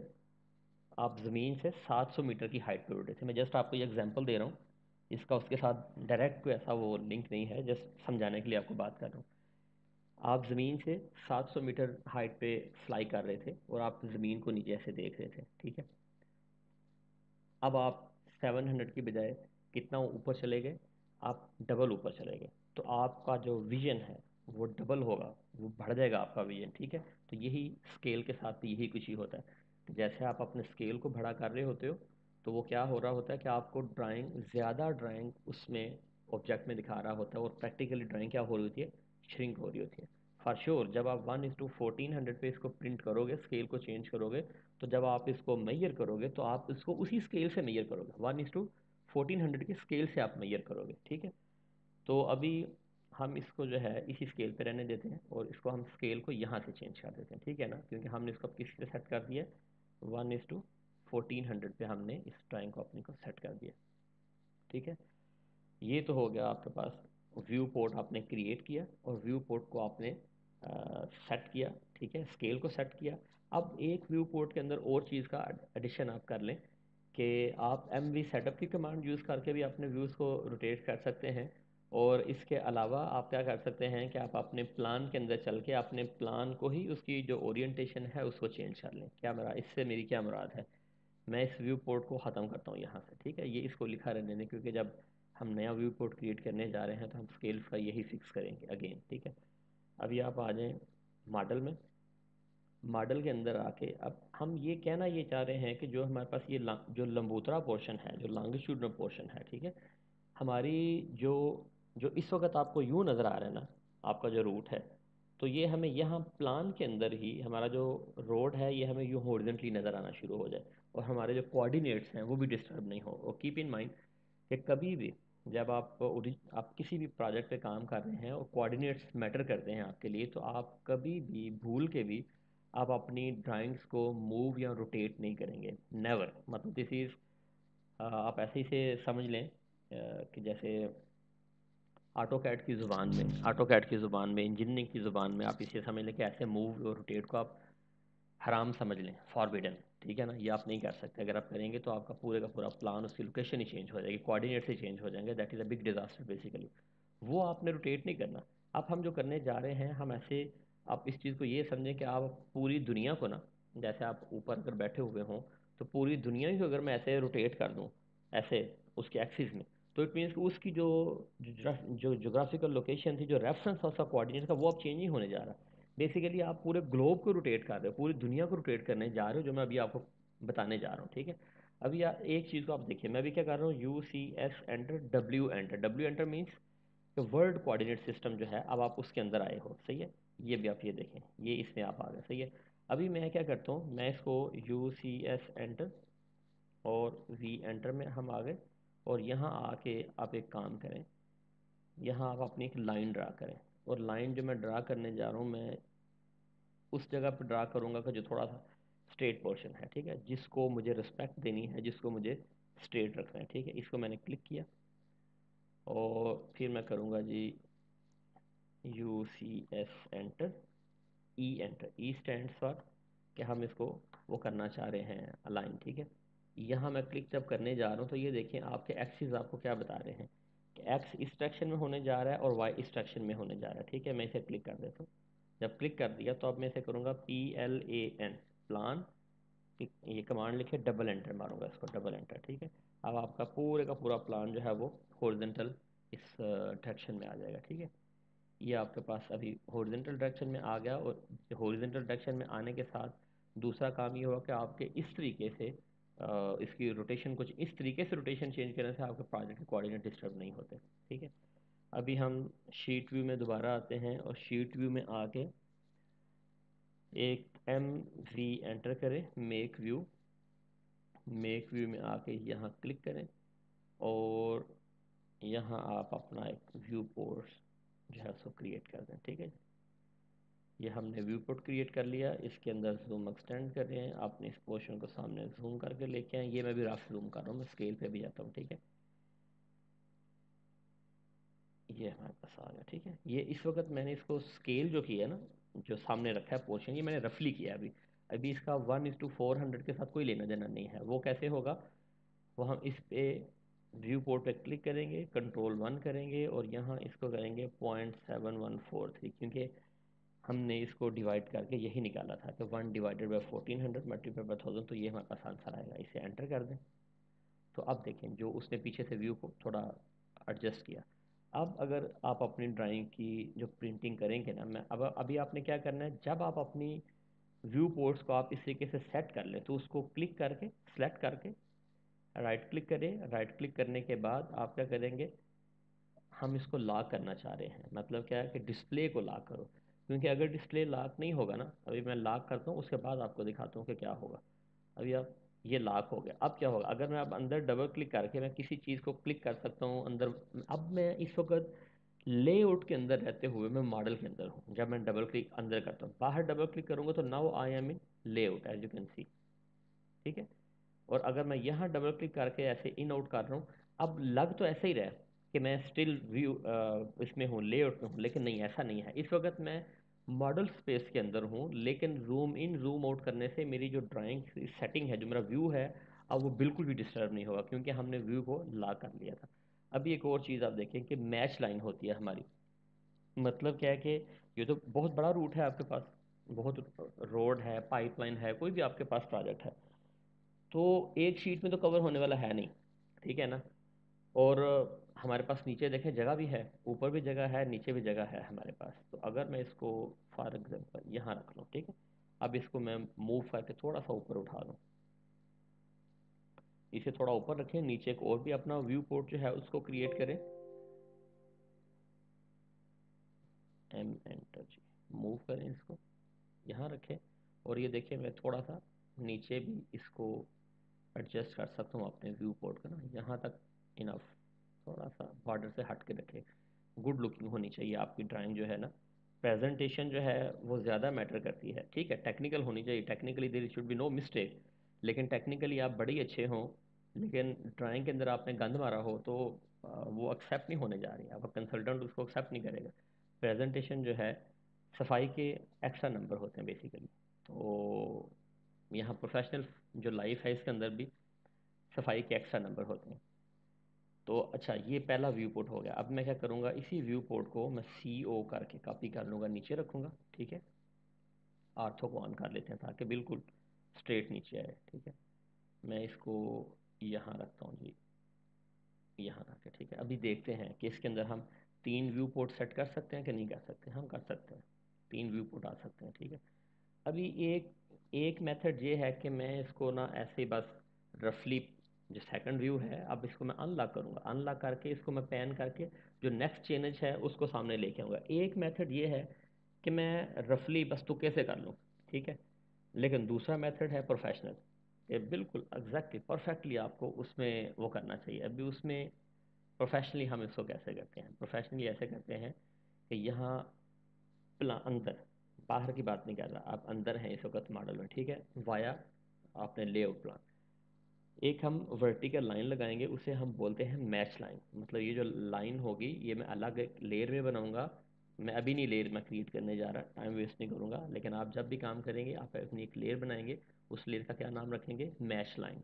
उसको करंट करेंगे, जहाँ आप अपनी मैच लाइन को, उस लाइन को फिजिकली आप यहाँ ड्रा करेंगे। ड्रा करने के बाद यही जो लाइन है अब आपके नेक्स्ट व्यू पोर्ट में तो नज़र आ रही होगी ना। तो यहाँ से आप अपने व्यू पोर्ट को उस लाइन के साथ चिपकाएंगे, और नेक्स्ट वाले में भी जब आप इसको पेन करके आगे लेके जाएंगे ना, तो उस उन रेफरेंस लाइंस को आप रिस्पेक्ट दे रहे होंगे। मैं क्या कहना चाह रहा हूँ, मैं अभी आपको करके दिखाता हूँ। मैं एक पी एल करके जनाब एक लाइन ड्रा करता हूँ फॉर एग्जांपल, ठीक है। और मैं पी एल करके यहाँ से स्टार्ट करता हूँ। उसकी रीज़न में मैं अभी आपको बताऊँगा कि क्यों मैंने यहाँ से स्टार्ट किया।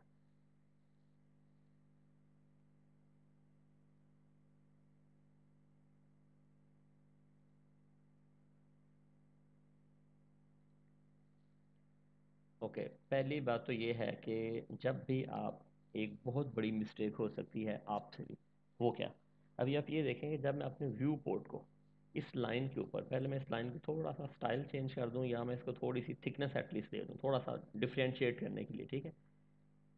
क्योंकि वो हमारी जो एंड लाइन होगी ना उसकी व्यू पोर्ट की, वो इसको कवर कर लेगी, लेकिन हमें ये लाइन बेसिकली चाहिए। और मैं इसको जस्ट कलर चेंज कर देता हूँ इसको डिफ्रेंशिएट करने के लिए, ठीक है। ये हमारे पास आ गए। अब अगर आप अपने व्यू पोर्ट को यहाँ से पकड़ेंगे और इसके साथ आप इसको चिपकाएंगे, तो क्या होगा, ये आपको जो टेक्स्ट नज़र आ रहा है ना ये वाला, ये छुप जाएगा यहाँ से। मतलब कि इस शीट के अंदर आपको सिर्फ क्या नज़र आ रहा होगा कि 1B डैश, बस इतना से नज़र आ रहा होगा, लेकिन आपको पूरे उस रोड का नाम नज़र नहीं आ रहा होगा। ये मिस्टेक है। इसको आप अभी देखें, इसको अगर मैं थोड़ा सा राइट पे करूं तो मैं इसको डिस्टर्ब कर रहा हूँ, नीचे वाले को डिस्टर्ब कर रहा हूँ। तो फिर या तो सोल्यूशन इसका ये है कि मैं अपनी लाइन को यहाँ कहीं ले आऊँ इधर, ठीक है। एक तो ये हो, दूसरा फिर ये हो सकता है कि नहीं, मैं अपने प्लान के अंदर जाके, अपने प्लान के अंदर जाके इस वाले टेक्स्ट को क्या करूँ, थोड़ा सा लेफ्ट साइड पे मूव कर दूँ। चले, मैं अभी जो इजी काम है मैं वो कर लेता हूँ। और इजी काम क्या है, मैं इसको मूव करता हूँ यहाँ से, थोड़ा सा इधर मूव कर देता हूँ, ठीक है, इस जगह पे। अभी क्या होगा, अभी देखें ऊपर नीचे कहीं भी कोई ओवरलैपिंग नहीं हो रही, मतलब कि कोई मेरे जो व्यू पोर्ट की जो मेरी लाइन है वो काटेगी नहीं किसी भी चीज़ को, ठीक है, डिस्टर्ब नहीं करेगी। अब हम क्या करेंगे, इस व्यू कोड पोर्ट को पकड़ेंगे और इसके रेफरेंस से हम इसको यहाँ रख देंगे, ठीक है। इस जगह के ऊपर रखेंगे इसको, इसे यहाँ हाईलाइट करना चाहिए, ठीक है। मैं एक दफ़ा सोर्स में अपनी सेटिंग्स में जाके चेक करता हूँ, उससे वो इंसर्शन पॉइंट वहाँ हाईलाइट करना चाहिए। ये ट्रैकिंग आई थिंक ऑफ थी इसकी। यहाँ मैंने क्लिक किया। अब मैं अगर यहाँ आ रहा हूँ तो इसको ये वाला पॉइंट एग्जैक्टली मुझे बताना चाहिए। अगर नहीं बता रहा तो परेशान होने की ज़रूरत नहीं, यहाँ आप लेआउट के अंदर रहते हुए एक लाइन लगा लें उसी के ऊपर एग्जैक्टली, और इसको आप क्या करें, इसके ऊपर ला के छोड़ दें। अभी देखें जहाँ, सॉरी मैंने इसको इरेज कर दिया, सिलेक्शन हुई हुई थी उसकी। जहाँ आपकी, मैंने सिर्फ इस लाइन को डल करना था, व्यू पोर्ट सेलेक्टेड था वो भी डल हो गया। अभी आप ये देखें, ये वाली वो लाइन है जो अभी आपको नज़र आ रही है, ये वाली वही लाइन है। अब मैंने क्या करना है, इस व्यू पोर्ट को मैं अनलॉक करूँगा। अनलॉक करने के बाद इसके, इस व्यू पोर्ट के अंदर जाऊँगा और पैन करूँगा, जूम इन जूम आउट नहीं करूँगा। अगर मैंने जूम इन जूम आउट कर दिया तो मैंने स्केल को डिस्टर्ब कर दिया, ठीक है। डबल क्लिक करें, पैन की कमांड पकड़ें और इसको आप ऐसे यहाँ लेके आएँ, इस आखिरी पॉइंट के पास तकरीबन यहाँ करके, बाद में उसको फाइन ट्यून कर लेंगे सेट करके, सही हो गया। अभी मैं इसे यहाँ कहीं रख देता हूँ, ठीक है, दैट्स इट। और इससे बाहर डबल क्लिक करें और इसको मैं सबसे पहले क्या करूँगा, मैं लॉक को बिल्कुल पक्का करूँगा। लॉक अगर नहीं होगा तो मेरा व्यू डिस्टर्ब हो जाएगा, फिर मुझे उसकी प्रॉपर्टी में जाके कंट्रोल 1 करके 714 पॉइंट में उसे उसमें डालना पड़ेगा। तो कर सकते हैं हम इसको, लेकिन रिपीट करने की ज़रूरत नहीं है, थोड़ा सा मतलब एहतियात से काम करें उसमें। अभी क्या होगा, अभी मैं इसको लाइन की एक कमांड लेके यहाँ तक जाता हूँ और मैं इसको यहाँ से मूव करता हूँ और यहाँ रख देता हूँ, ठीक है जी। अभी आप ये देखें कि जिस एग्जैक्ट जगह के ऊपर आपकी जो वो चेनेज या वो स्टेशन जो ख़त्म हो रहा था, उसी के ऊपर एग्जैक्टली ये आपका जो है स्टार्ट हो रहा है, ठीक है। और जब आपके पास चेनेजेस वगैरह हैं रोड के अंदर, हमारे पास आपको पता है चेनेजेस रहती हैं, तो हम क्या कर सकते हैं, हम अपनी इन्हीं जो अलाइनमेंट है इनको हम स्पेसिफाई कर सकते हैं कि नहीं, 14+300 के ऊपर इस व्यू पोर्ट को एंड करो और नीचे वाले व्यू पोर्ट को 14+300 से स्टार्ट करो। आप समझ रहे हैं इस बात को, कि हम इस तरीके से कर सकते हैं। लेकिन दैट इज़ कि वो आपके ऊपर है कि आप उसको कैसे करना चाहते हैं। लेकिन होना क्या चाहिए, कोई मैच पॉइंट होना चाहिए आपके पास, ठीक है। ज़रूरी नहीं है कि आप चेनेज के ऊपर इसको एंड करें, दिस इज़ नॉट कंपलसरी, लेकिन करें तो अच्छी बात है। दैट इज़ प्रेफरेबल, ठीक है। अब जो करने वाली बात है वो ये है कि मैं इस टेक्स्ट को यहाँ से कॉपी करता हूँ और यहाँ रख देता हूँ, ठीक है। और इसको मैं कंट्रोल 1 करके इसकी रोटेशन क्या कर देता हूँ, 90 कर देता हूँ। मतलब इसको वर्टिकल हमें चाहिए ना ये टेक्स्ट। एक तो इसको वर्टिकल करें, सेकंड इसको एडिट करें, और एडिट करके उसको लिखते हैं आप मैच लाइन A-A, ठीक है। और इसको थोड़ा सा यहाँ होना, मतलब अच्छी प्रेजेंटेशन ये है कि जो आपका ये व्यू पोर्ट का पोर्शन है ना, जितना ये व्यू पोर्ट का आपका ये हाइट है इसकी, तो ये उसके अप्रॉक्सीमेटली मिड में हो। इट विल, मतलब विजुअली अच्छा नज़र आएगा ये, ठीक है। ये आपकी मैच लाइन, आपने बोला कि मैच लाइन, ये यहाँ मैच लाइन A है जहाँ एंड हो रहा है। फिर यहीं से आप इसको कॉपी करेंगे और आप इसको दूसरे एंड पे ले जाएंगे जहाँ से आपका नेक्स्ट व्यू पोर्ट स्टार्ट हो रहा है। तो आप बोलेंगे yes, this is that location. तो वो जो A का पॉइंट था ना, वो चेन्नई सी स्टेशन, यहाँ से अब वो आगे कंटिन्यूटी स्टार्ट हो रही है। तो ये है जनाब कि हम अपने व्यू पोर्ट को, फिर ये सिंपल चीज़ें हैं कि अंदर आपके नाम वाम देना, ठीक है, ड्राइंग का नाम, डेट वेट, ये वो सारी चीज़ें। होता है कि जब भी हम अपना एक्स रेफरेंस अटैच करते हैं टाइटल ब्लॉक का, तो उस टाइटल ब्लॉक के एक्स रेफरेंस के अंदर जो टाइटल ब्लॉक है, ये टेक्स्ट नहीं लिखा होना चाहिए। मतलब जब आप उसको अटैच कर रहे हैं तो यहाँ ब्लैंक होना चाहिए कि जनरल लेआउट प्लान, ड्राइंग का नंबर शीट, ओके। ये हो सकता है, डेट आपकी हो सकती है, पेपर साइज़ आपका हो सकता है, रिवीजन को भी हटा दें, ड्राइंग नंबर को हटा दें, डेट वेट जैसे स्पेशली जो डेट आपकी यहाँ आ रही है जिसमें आपको पता है कि आपकी फर्दर सबमिशन जाएंगी, उनको आप हटा दें। और उन जहाँ शीट 1, शीट 2, शीट 3 अगर किसी जगह पर आपने लिखा हुआ तो उसको भी एक्स रेफरेंस का हिस्सा नहीं रहने दें। उसे आप क्या करें, उसे आप जब अटैच कर लें एक शीट के अंदर, जैसा कि यही मैंने आपके सामने शीट अटैच की है, तो इसके ऊपर मैं टी एंटर करके यहाँ खुद से लिख लूँ, खाली जगह होगी ना, ब्लैंक होगी जगह, मैं यहाँ लिख लूँगा। फ़ायदा ये होगा कि जब मैं इसी शीट की यहाँ करके ना मूव एंड कॉपी और move to and create a copy, जब मैं इसमें आऊँगा क्रिएट अ कॉपी पे, तो क्रिएट अ कॉपी में अभी देखिए मेरे पास एक नई शीट आ गई। मैं इस शीट पर डबल क्लिक करके अभी क्या यहाँ लिख सकता हूँ, 2 लिख सकता हूँ, ठीक है।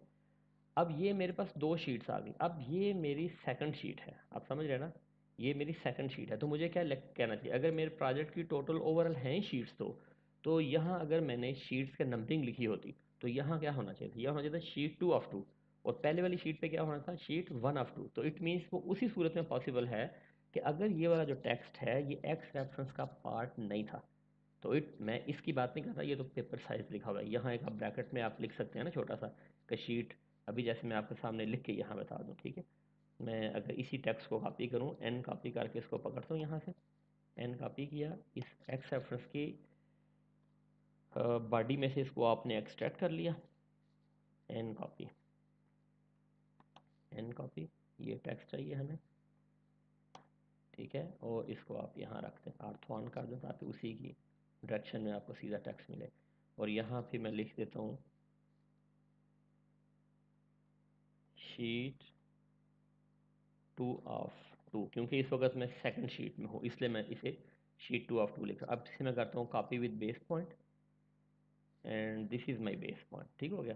अब मैं देखें, ओके, आप सेकंड शीट में हैं तो पक्की बात है कि आप ऊपर से अपने जो व्यू पोर्ट्स हैं, आप अपने व्यू को, अपने लेआउट को आगे आगे मूव करेंगे, जैसे अभी हमने अभी इन 2 व्यू पोर्ट्स का किया था। अब अगर मैं वापस आऊँ यहाँ से नीचे शीट 1 में, तो शीट 1 में आके मैं यहाँ कंट्रोल V करूँगा, उसी टेक्स्ट को जो मैंने वहाँ से बारो किया था, तो मैं यहाँ इसको क्लिक करके क्या लिख दूँगा, 1 ऑफ 2। आप देख रहे हैं, अब ये जो टेक्स्ट है ये हमारी इस ड्राइंग का पार्ट है, ये एज अ एक्स रेफरेंस नहीं आया हमारे पास, एज अ एक्स रेफरेंस सिर्फ टेम्पलेट आई है। कि कोई भी वो चीज़, कोई भी वो टेक्स्ट कि जिसे आपने हर हर शीट के अंदर चेंज करना है, उसे एक्स रेफरेंस का पार्ट नहीं होना चाहिए। उसे आप एक दफ़ा अपनी शीट सेट की, उसमें टेक्स्ट टेक्स्ट लिख लिया, फिर आप उसकी जब नेक्स्ट कॉपी करेंगे तो उसके अंदर इट मीन्स कि आपको जस्ट एडिटिंग करनी पड़े, डबल क्लिक करें, पेज के नंबर को चेंज करें, डेट को चेंज करें, कुछ भी छोटी मोटी चेंजिंग आप जस्ट उसमें एडिट करें। लेकिन अगर वो एक्स रेफरेंस का पार्ट होगा तो इट मीन्स कि जब आप किसी एक में चेंज करेंगे तो सभी में चेंज हो जाएगा, ठीक है। तो इसे टाइटल ब्लॉक के अंदर हम ये बड़े केयरफुल रहते हैं कि जिन चीज़ों ने हर शीट के अंदर चेंज होना है वो हम कभी भी उसे एक्स रेफरेंस का हिस्सा नहीं रखते। क्या चीज़ें आपने अभी इसमें कवर की, मैं वेरी क्विकली इसको रिपीट कर देता हूँ। एक्स रेफरेंस हम कैसे डील करते हैं, लेआउट प्लान के अंदर हो या फिर आपके पास एक्स रेफरेंसेस जो हैं वो हमने लेआउट का अटैच करना हो, कैसे करते हैं। व्यू पोर्ट कैसे क्रिएट करते हैं, एमवी सेटअप करके क्रिएट करते हैं, एमवी करके सॉरी। और स्केल, किसी भी स्केल के ऊपर अगर आपने अपनी ड्राइंग जो है उसके व्यू पोर्ट को सेट करना है तो आपने उसका रूल समझ लिया कि जिस स्केल के ऊपर आपने उसको सेट करना है उसको डिवाइड करें, जो भी आपके पास आंसर आए उसे मल्टीप्लाई बाय 1000 करें और उसको उसके कस्टम व्यू पोर्ट की कस्टम प्रॉपर्टी में जाके आप एंटर कर दें। ये एक तरीका है, ठीक है। फिर अगर आपकी जो टेम्पलेट है ये मिलीमीटर में नहीं है, आपकी ये टेम्पलेट डी मीटर्स में है, तो फिर आपको मल्टीप्लाइड बाय 1000 करने की ज़रूरत नहीं है। अगर आपकी ये टेम्पलेट ही आपने जब बनाई थी तो आपने इसको बनाया होता कि टेम्पलेट का साइज़ होता इंस्टेड ऑफ के 840 बाय 594, ये होता 0.841 बाय 0.594 पॉइंट्स मीटर्स में अगर होता रियली। तो फिर उसमें क्या होना था, फिर आपको जो भी आपके पास यहाँ स्केल आ रहा है ना 1/1400, तो पक्का उसी को पकड़े और कस्टम स्केल के अंदर जो है उसको आप ऐड कर दें, ठीक है। ये हमने चीज़ें की। और उसके अलावा अपने व्यू पोर्ट को हमने अगर ओरिएंटेशन वगैरह हमने सीधी करनी हो तो हम उसको वो प्लान के अंदर चल के यूसीएस एंटर करेंगे, ई एंटर करेंगे तो एक रेफरेंस लाइन होगी, उससे आप उसके स्टार्टिंग पॉइंट के नज़दीक क्लिक करेंगे, वो बताएगा कि X now X is going to be like that, ठीक है ना। उसकी रोटेशन ये होने जा रही है। जब वो हो जाए प्लान डबल एंटर, प्लान लिख के डबल एंटर करें, पूरे का पूरा प्लान जो है वो रोटेट हो जाएगा। लेकिन रोटेट इन द सेंस कि उसकी दुनिया घूम जाएगी, वो ड्राइंग नहीं घूमेगी, पूरी वर्ल्ड। कैड का जो प्लान है, कैड का जो प्लान है ओवरऑल जिसके अंदर आप वर्किंग कर रहे हो, आप समझ लें, आप इसको ऐसे समझिए कि दुनिया घूमी है उसके ऑटो कैड की, ठीक है। आपका ऑब्जेक्ट नहीं घूमा, उसके कोऑर्डिनेट डिस्टर्ब नहीं हुए।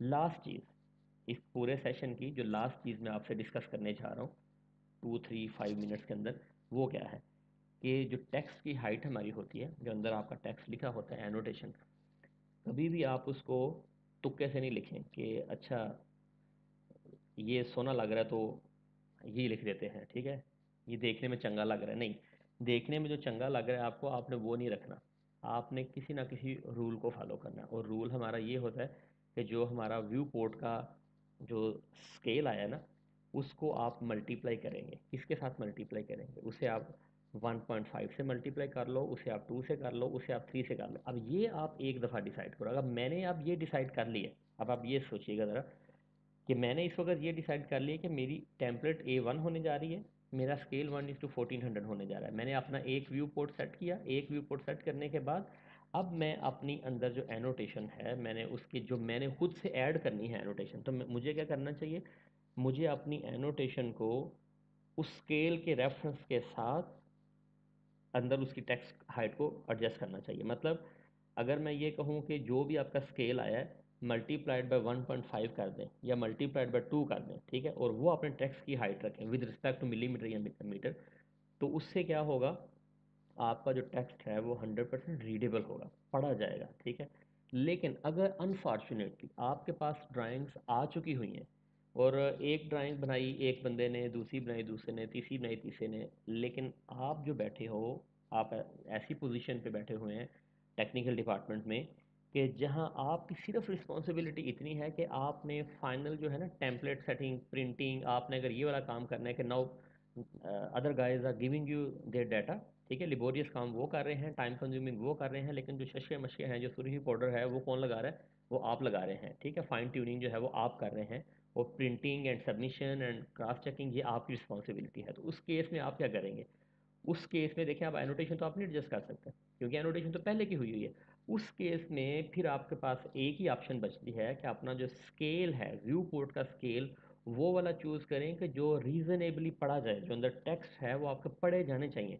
सिर्फ एक व्यू पोर्ट को सेट करें, ये नहीं कि पूरी की पूरी ड्राइंग्स को सेट कर दें सारे व्यू पोर्ट को, बाद में देखें अच्छा एक टेस्ट प्रिंट निकाल के देखते हैं, नहीं, सिर्फ इस एक शीट का एक सिंगल व्यू पोर्ट सेट करें। उसमें आप देखें यार 1:400 पे लेके जाता हूँ, 1:2000 पे करता हूँ, आप लोग नहीं यार 1:2000 में ठीक है, एरिया तो ज़्यादा कवर हो रहा है लेकिन मेरे टेक्स्ट में पढ़े नहीं जाएंगे। A1 पे जब प्रिंट होगा तो नथिंग विल बी रीडेबल। तो उसमें आपको क्या करना चाहिए, उस वाले केस में आप बोलेंगे अच्छा ऐसे करता हूँ 1:1500 पे ना करके देखता हूँ, थोड़ा सा ब्लोन अप होगा ना, ड्राइंग थोड़ी सी जूम आएगी, तो आपने उस पर निकाला, आपने बोला यार थोड़ा सा अगर ये और भी स्केल को थोड़ा सा कर दो ना तो that will be reasonable. It means कि अब आप क्या करेंगे उसको, अब आपने उसको 1:1400 पे या 1:1200 पे जब स्केल को सेट किया, और अभी हम सिर्फ एक ही पट्टी को लेके चल रहे हैं, सिर्फ एक व्यू पोर्ट को।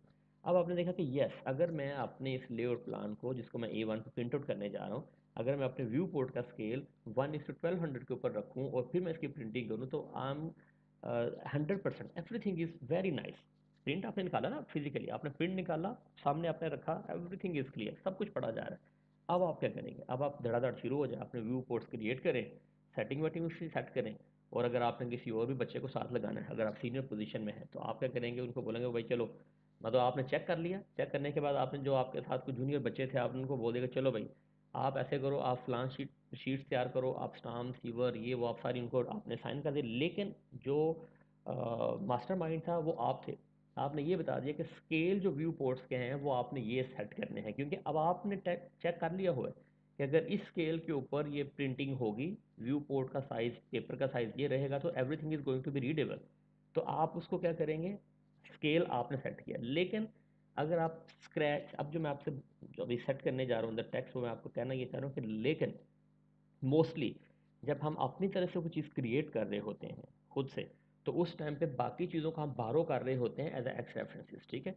या आप ऐसे समझ लें कि आप 100% स्क्रैच से एक चीज़ बनाने जा रहे हो, बिल्कुल स्क्रैच से, और आप ही हो जिसने सारा कुछ डिसाइड करना है, अभी तक कुछ भी नहीं उसमें बना। तो अब उस केस के अंदर आप एनोटेशन तब तक स्टार्ट नहीं करेंगे जब तक आप ये डिसाइड नहीं कर लें कि ड्राइंग बनानी है। जब मैंने बनाने से पहले भी इवन ये आप डिसाइड करें, ये एरिया कितना एरिया है, जिस एरिया में मैं काम करने जा रहा हूँ कितना एरिया। आप सीनियर से पूछेंगे सर कि किस पेपर साइज पे हमने प्रिंटिंग करनी होगी, वो बोलेंगे A3 पे सबमिट करना है। ओके गुड, आप A3 की टेम्पलेट को वहाँ रखें। बेशक आप अपनी अभी उसमें आपने एक सिंगल आपने लाइन भी नहीं लगाई, लेकिन आप सिर्फ इतना पता है कि मेरा एरिया कितना है, कितने एरिया के अंदर मेरा काम होगा। आप एग्जांपल इसके ऐसे ले लें कि आपने ठग करके अपना OGL डाटा इंपोर्ट किया, तो आपको पता चल गया यार इतना एरिया मेरा प्रोजेक्ट का है जिसने कवर होना है। और ये भी आपको पता है कि आपने A3 पेपर को यूज़ करना है, और ये भी आपको पता है कि नंबर ऑफ़ शीट्स जो हैं वो रीजनेबल रहने चाहिए। रीजनेबल मीन्स ये बहुत लंबी चौड़ी नहीं होनी चाहिए, ये नहीं को 500-600 शीटें आप उसकी शीटिंग अप कर दें। कितनी होनी चाहिए, 10, 12, 13, 14, 15, कुछ ऐसे शीट्स आपकी रहनी चाहिए।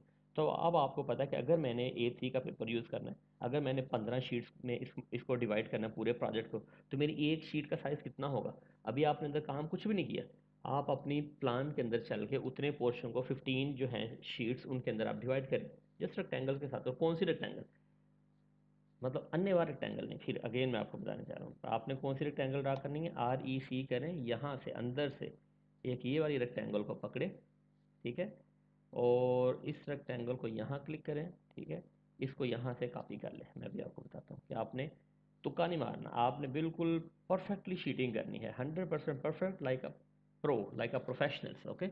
इसको कॉपी कर लिया आपने, आपको पता कि ये मैंने ये हमारी ड्राइंग इस वक्त मिलीमीटर में है। हम क्या, ये लेआउट, मैं ड्राइंग की बात कर रहा हूँ, लेआउट जिस वक्त सामने नज़र आ रहा है। अब आप आ जाएंगे अपने मॉडल स्पेस में। मॉडल स्पेस में आकर जो आपने वहाँ से कॉपी की थी ना, उसे यहाँ कंट्रोल V कर दें, दैट्स इट। यहाँ आपने इसको रखा, कंट्रोल V कर दिया। अब मैं क्या करूँगा, मैं इसको SC एंटर करके ना एक दफ़ा, अगर तो हमने अभी डिसाइड नहीं किया, इस वक्त हमने अभी डिसाइड नहीं किया कि हमारे पास स्केल क्या रहेगा क्या नहीं रहेगा। मैं अब इस रेक्टेंगल को रियल में लेके जा रहा हूँ। मतलब क्या है कि मैं इसको SC एंटर करता हूँ, और SC एंटर करने के बाद 0.001 करता हूँ। अब ये जो छोटी सी चुन्नी सी आपके पास ये रेक्टेंगल आई है ना, ये रियल साइज है मीटर्स की ज़ुबान के अंदर, उतना अंदर वाले पोर्शन का, कि जिसको आपने वहाँ जो प्रोजेक्ट करना है, जिस पोर्शन को आपने प्रोजेक्ट करना है अपनी एक शीट के अंदर। अब मैं क्या करूँगा, अब मैं इसे स्केल करूँगा। कितना स्केल करूँगा, अब मैं इसको 500 स्केल भी कर सकता हूँ, 1000 स्केल भी कर सकता हूँ, 2000 भी इसको मैं SC करके कर सकता हूँ। लेकिन मैं इसको स्टार्ट करता हूँ, ये चीज़ें एक्सपीरियंस के साथ भी थोड़ी थोड़ी, जो आप जैसे जैसा एक्सपीरियंस होते जाएंगे तो आपको पता चलता जाएगा, हाँ यार ठीक है, इतना एरिया है, ये है, इस चीज़ को यूज़ करना, तो ओके इतने स्केल पे काम करेगा, सही है, ये उससे भी है। लेकिन अभी मैं आपको बता रहा हूँ कि आप चलो टेस्ट एंड ट्रायल खेलते हैं, तो हम करते हैं SC करके ना, इस यहाँ क्लिक करते हैं, तो 1200 में इसको स्केल दे देता हूँ। इसका मतलब क्या हुआ, इसका मतलब ये हुआ कि अगर इतना पोर्शन जो इस वक्त आपको लेंथ वाइज, मैं लेंथ की बात कर रहा हूँ, जितनी ये लंबाई आप, क्योंकि हमें पता है कि हमने अपने उसमें शीट में जाकर मल्टीपल व्यूज़ तो ले ही ले रहे हैं, ठीक है। मैं अभी सिर्फ लेंथ की बात कर रहा हूँ, अगर इतनी लेंथ हम कवर करें, ठीक है, ये वाली इतनी लेंथ अगर हम कवर करेंगे, तो फिर उससे क्या होगा, अब जब मैंने ये अब डिसाइड कर लिया तो मुझे ये करने में कोई प्रॉब्लम नहीं है कि मुझे पता है कि ये पट्टी सी जो है ना कंटिन्यूसली जा रही है, ठीक है। तो मैं इस वाले को चेंज कर सकता हूँ, क्योंकि मैं अब उसका साइज़ को चेंज नहीं कर रहा। अब मैं बेसिकली, हमें पता है कि व्यू पोर्ट के अंदर हम इसको नीचे नीचे कापियाँ कर सकते हैं, तो उसको मैं चेंज थोड़ा कम भी कर लूँ तो कोई प्रॉब्लम नहीं है इसमें, ठीक है। इसे आप क्लिक करें और स्नैप को ज़रा थोड़ी देर के लिए ऑफ कर दें, तंग करेगा, वरना कहीं और क्लिक कर देगा, सही है। अब मेरे पास ये एक शीट है, ठीक है। ये मेरी एक शीट का एक व्यू है, ठीक है। अब आप ये सोचें, इतना पोर्शन मैं अपनी एक शीट के एक पोर्शन में मैं ले सकता हूँ, और इसके ओवरऑल साइज़ की वजह से हमें पता था कि ये 3 टाइम्स या 4 टाइम्स हम इसको नीचे नीचे कॉपी कर सकते हैं। जब हम इसको 4 टाइम्स नीचे नीचे नीचे नीचे कॉपी कर सकते हैं, तो इसका मतलब ये है कि जब इसको मैं लॉन्गिट्यूडल डायरेक्शन में CO अगर मैं भी यहाँ करूँ, तो अभी हमें ऑन कर लेना चाहिए इसे, ठीक है। और इसको मैं रखूँगा यहाँ, ठीक है। कॉन्सेप्ट हम वही लेके चल रहे हैं कि end to end, neck to neck, ठीक है। अगर मैं ये वाली चीज़ करूँ एंड कंटिन्यू, ठीक है, मैं भी सारा नहीं कर रहा, अगर मैं कंटिन्यू करूँ तो अभी आप ये देखें कि ये कितना है, जितना मैंने किया इतना ही पोर्शन आगे ले रहे, इतने पीछे ले रहे हैं, 1 2 3 4, ठीक है, 4। आप मान लें कि 4 और आगे जाएंगे, 4 और पीछे जाएंगे, तो इसका मतलब क्या हुआ, हमारे पास टोटल कितनी लॉन्गिट्यूडल डायरेक्शन में कितनी चीज़ें आ रही हैं हमारे पास, ये 4 12 हो गई। तो इसका मतलब ये है कि एक अभी हमें हमारे पास लेआउट के अंदर हमारी जो सेटिंग हुई थी उसमें हमें पता है कि हम 3 व्यू पोर्ट इस तरह के लंबोतरे से उसमें अटैच कर, अगर हमारा रोड ये सीधा ही है, ठीक है, तो मतलब ये हुआ कि एक शीट के अंदर 3 ये वाले जो पोर्शंस हैं कवर हो सकते हैं। तो हमारे पास कितनी शीट्स आ जाएंगी इसकी, हमारे पास इसकी 4 शीट्स आ जाएंगी, 4 शीट्स, ओनली 4 शीट्स के अंदर, और हर शीट के अंदर 3 3 व्यू पोर्ट्स होंगे, हम अपने पूरे प्रोजेक्ट को कवर कर सकते हैं। जब आपने ये डिसाइड कर लिया ना कि इतना पोर्शन जो है वो मेरी एक प्रिंटिंग में आएगा, अभी हमने काम नहीं किया, अभी हमने, मैं आपको कहना क्या चाह रहा हूँ कि अभी आपको सिर्फ इतना पता था कि मेरा जो रूट की लेंथ है यहाँ तक है, अब ये पाइपलाइन है, ये मेरा रोड है, कोई भी है, और अगर आपके पास कोई प्रपोजल है, रूट की प्रपोज प्लान है, तो आप उसको भी ठक करके अटैच कर सकते हो, कोई भी चीज़, मतलब कि पहला काम ये है कि आपने अपने प्रोजेक्ट की शीटिंग जो है, ठीक है, शीटिंग हम अलॉन्ग द रूट ही करते हैं, और हम अभी हम समटाइम क्या करते हैं कि रोड की खाली CL को, सेंटर लाइन को अटैच करके उससे भी आइडिया ले लेते हैं यार कितनी मैं इसमें डिवीजन करूँगा। ये सारी कहानियाँ आपको बताने क्यों बताना चाह रहा हूँ, क्यों कह रहा हूँ कि आपने एक चीज़ डिसाइड करनी थी जिसके पीछे ये पूरी की पूरी जो है ना रोदाद आपको सुनानी पड़ी। वो ये है कि हम अगर इसके अंदर कोई अपना टेक्स्ट जो है उसको रखना चाहें, ठीक है, जैसे कि आप अभी यही देख लें, मैं यहाँ अगर अपना कोई T करके एंटर करता हूँ, मैं यहाँ टेक्स्ट रखता हूँ, और मैं उस टेक्स्ट को जस्ट मैं कह देता हूँ टेक्स्ट फॉर टेस्ट, ठीक है, मैं ये लिख देता हूँ इसको, और इसको मैं एरियल यहाँ से कर देता हूँ, और एरियल करने के बाद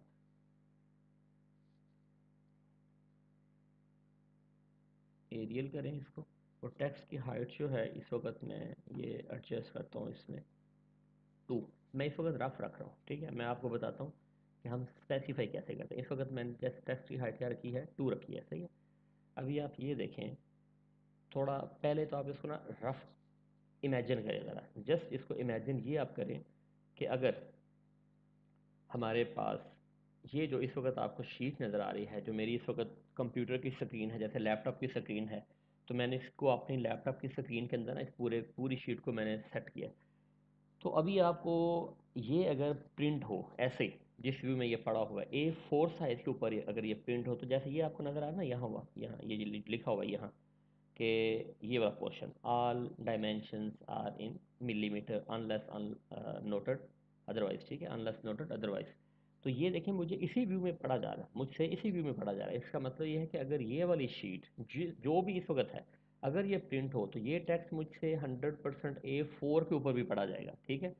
अब अगर इसको मैं जस्ट 1 टाइम मैं Z एंटर करूं, और इसका हाफ पोर्शन को अगर मैं जूम करूंगा, तो उसका मतलब क्या होगा, हाफ पोर्शन को जूम करने का मतलब ये होगा कि अब जो मुझे व्यू नज़र आ रहा है ना, वो A3 का नज़र आ रहा है, क्योंकि वो डबल हो गया ना A4 का।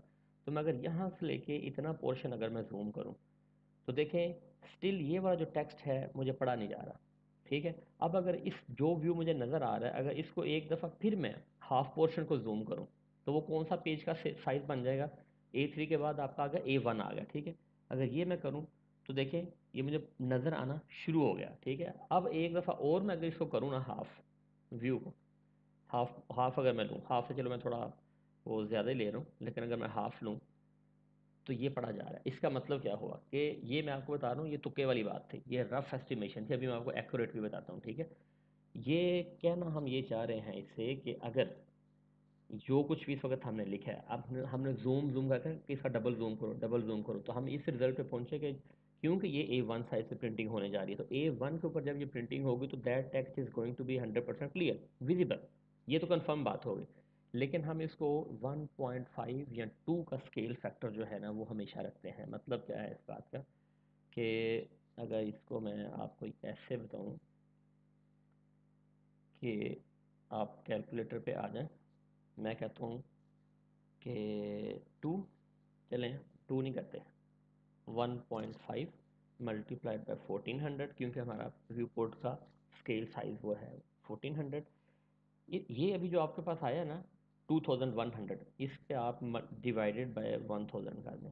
क्यों? मीटर मिलीमीटर का डिफरेंस। इसका मतलब ये है कि अगर मेरे टेक्स्ट की हाइट 2.1 भी होगी ना, तो मेरा जो टेक्स्ट है that is going to be readable इसके अंदर, इस व्यू पर ए वन साइज के अंदर 1:400 1400 का स्केल, उसके अंदर मेरा टेक्स्ट जो होगा वो मुझे बिल्कुल पढ़ा जाएगा। अगर इवन मैं 1.5 मल्टीप्लाइड बाय स्केल फैक्टर लूँ, हम नॉर्मली जो है 1.5 टू 2.5, ये डिपेंड करता है कि कितना डेंस है आपकी इन्फॉर्मेशन, लेकिन 1.5 टू 2 अगर आप रखेंगे रेफरेंस किसके लिए, अब अगर मैं अपनी एनोटेशन जिस जिस व्यू में भी जितने भी मेरे मल्टीपल व्यूज़ होंगे उन सब के अंदर अब मैं थंब रूल ले लूँगा कि 1.5 मल्टीप्लाइड बाय उस व्यू पोर्ट का जो भी व्यू पोर्ट का स्केल होगा, मैंने उसके साथ, इससे ब्यूटी ये होगी कि आपके हर व्यू पोर्ट के अंदर बेशक उसका व्यू पोर्ट का स्केल डिफरेंट हो, ये वाला अगर उसका व्यू पोर्ट का स्केल ये डिफरेंट भी होगा ना, आपकी उसके व्यू पोर्ट के स्केल डिफरेंट होने के बावजूद आपका जो टेक्स्ट है अंदर, जो आपकी एनोटेशन है that is going to be 100% same, वो बिल्कुल सेम आएगी। उसमें किसी किस्म का कोई जिसे कहते हैं ना कि आपकी डिफरेंस वो नहीं आएगा, वो बिल्कुल मैच करेंगे आपके उसके साथ। अभी मैं इसके अंदर अगर डबल क्लिक करूँ और अंदर जाकर मैं एक दफ़ा टी प्रेस करके टेक्स्ट लिखूँ, ठीक है, मैं यहाँ लिख देता हूँ जी, अपना नाम लिख देता हूँ, ठीक है। ये मैंने अपना नाम लिखा, या जो मेरे चैनल का नाम है वो भी लिखा, ठीक है, दोनों सेम है। इसको मैंने सेलेक्ट किया और क्लिक किया, एरियल पे आ गए, एरियल पे आके मैं टेक्स्ट हाइट इसको देता हूँ जो अभी हमने डिसाइड की थी 2.1, एंटर करें, ठीक है, और यहाँ क्लिक कर दें, ठीक है। इसको थोड़ा सा बड़ा कर दें खींच के यहाँ से। अभी आप ये देखें, अगर मैं इसको A1 साइज पे प्रिंट करूँ इस वाले को, तो मुझे ये टेक्स्ट जो है this is going to be readable, ये पढ़ा जाएगा मुझसे, ठीक है।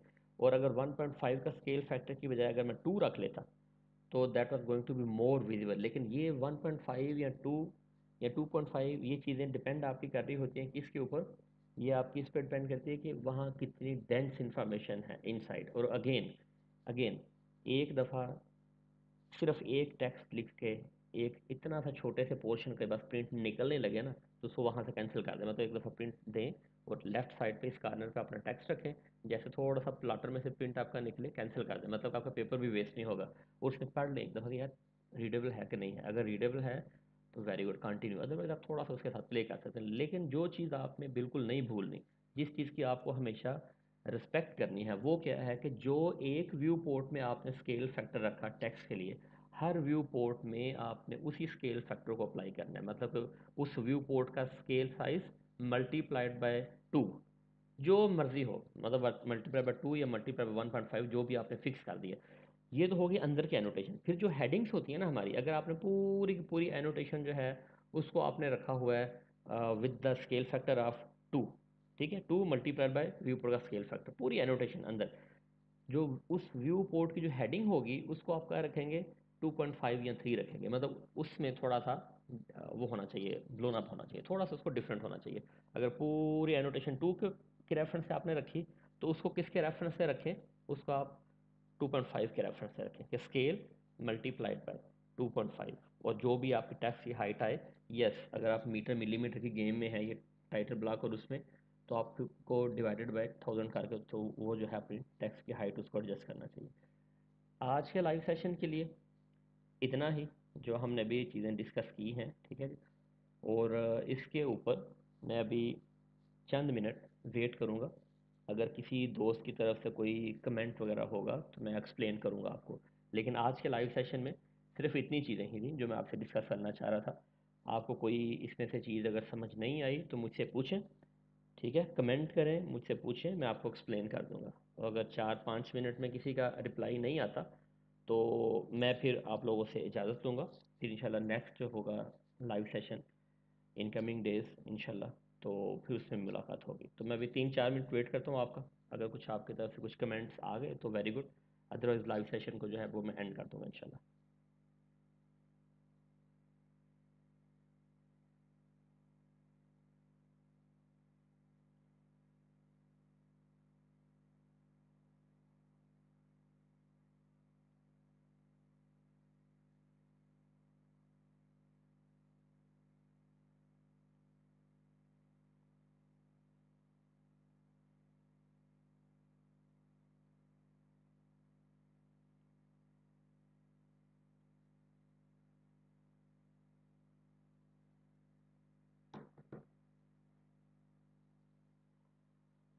चुप करके कंप्यूटर की स्क्रीन के सामने ऐसे बैठना बड़ा अजीब लगता है, ठीक है।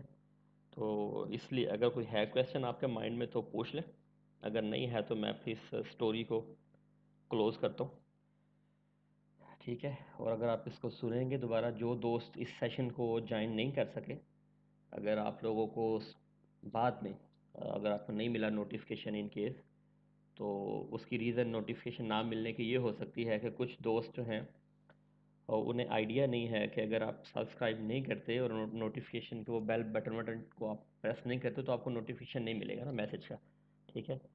तो अगर आप कनेक्टेड रहना चाहते हैं फ्यूचर के लिए तो आप सब्सक्राइब पे क्लिक करके नोटिफिकेशन को ऑन कर लें, ताकि जब कभी मैं लाइव हूँ तो सेम टाइम पे आपको वो नोटिफिकेशन मिल जाएगी, ठीक है। और मेरी जो पोस्ट मैं जो अपलोड करता हूँ उसकी भी नोटिफिकेशन मिल जाएगी, और लाइव सेशंस जो हैं उसकी भी नोटिफिकेशन मिल जाएगी। लेकिन अगर अब आप वैसे ही मॉरली सपोर्ट के लिए साथ कनेक्टेड हैं तो thank you very much. Okay, no question from anybody. Okay, तो ठीक है, अपना ख्याल रखें, स्टे होम, स्टे सेफ। इंशाल्लाह आपसे जो है फिर नेक्स्ट लाइव सेशन में बात होगी। अपना ख्याल रखें, मैं अभी इस लाइव सेशन को एंड करता हूँ।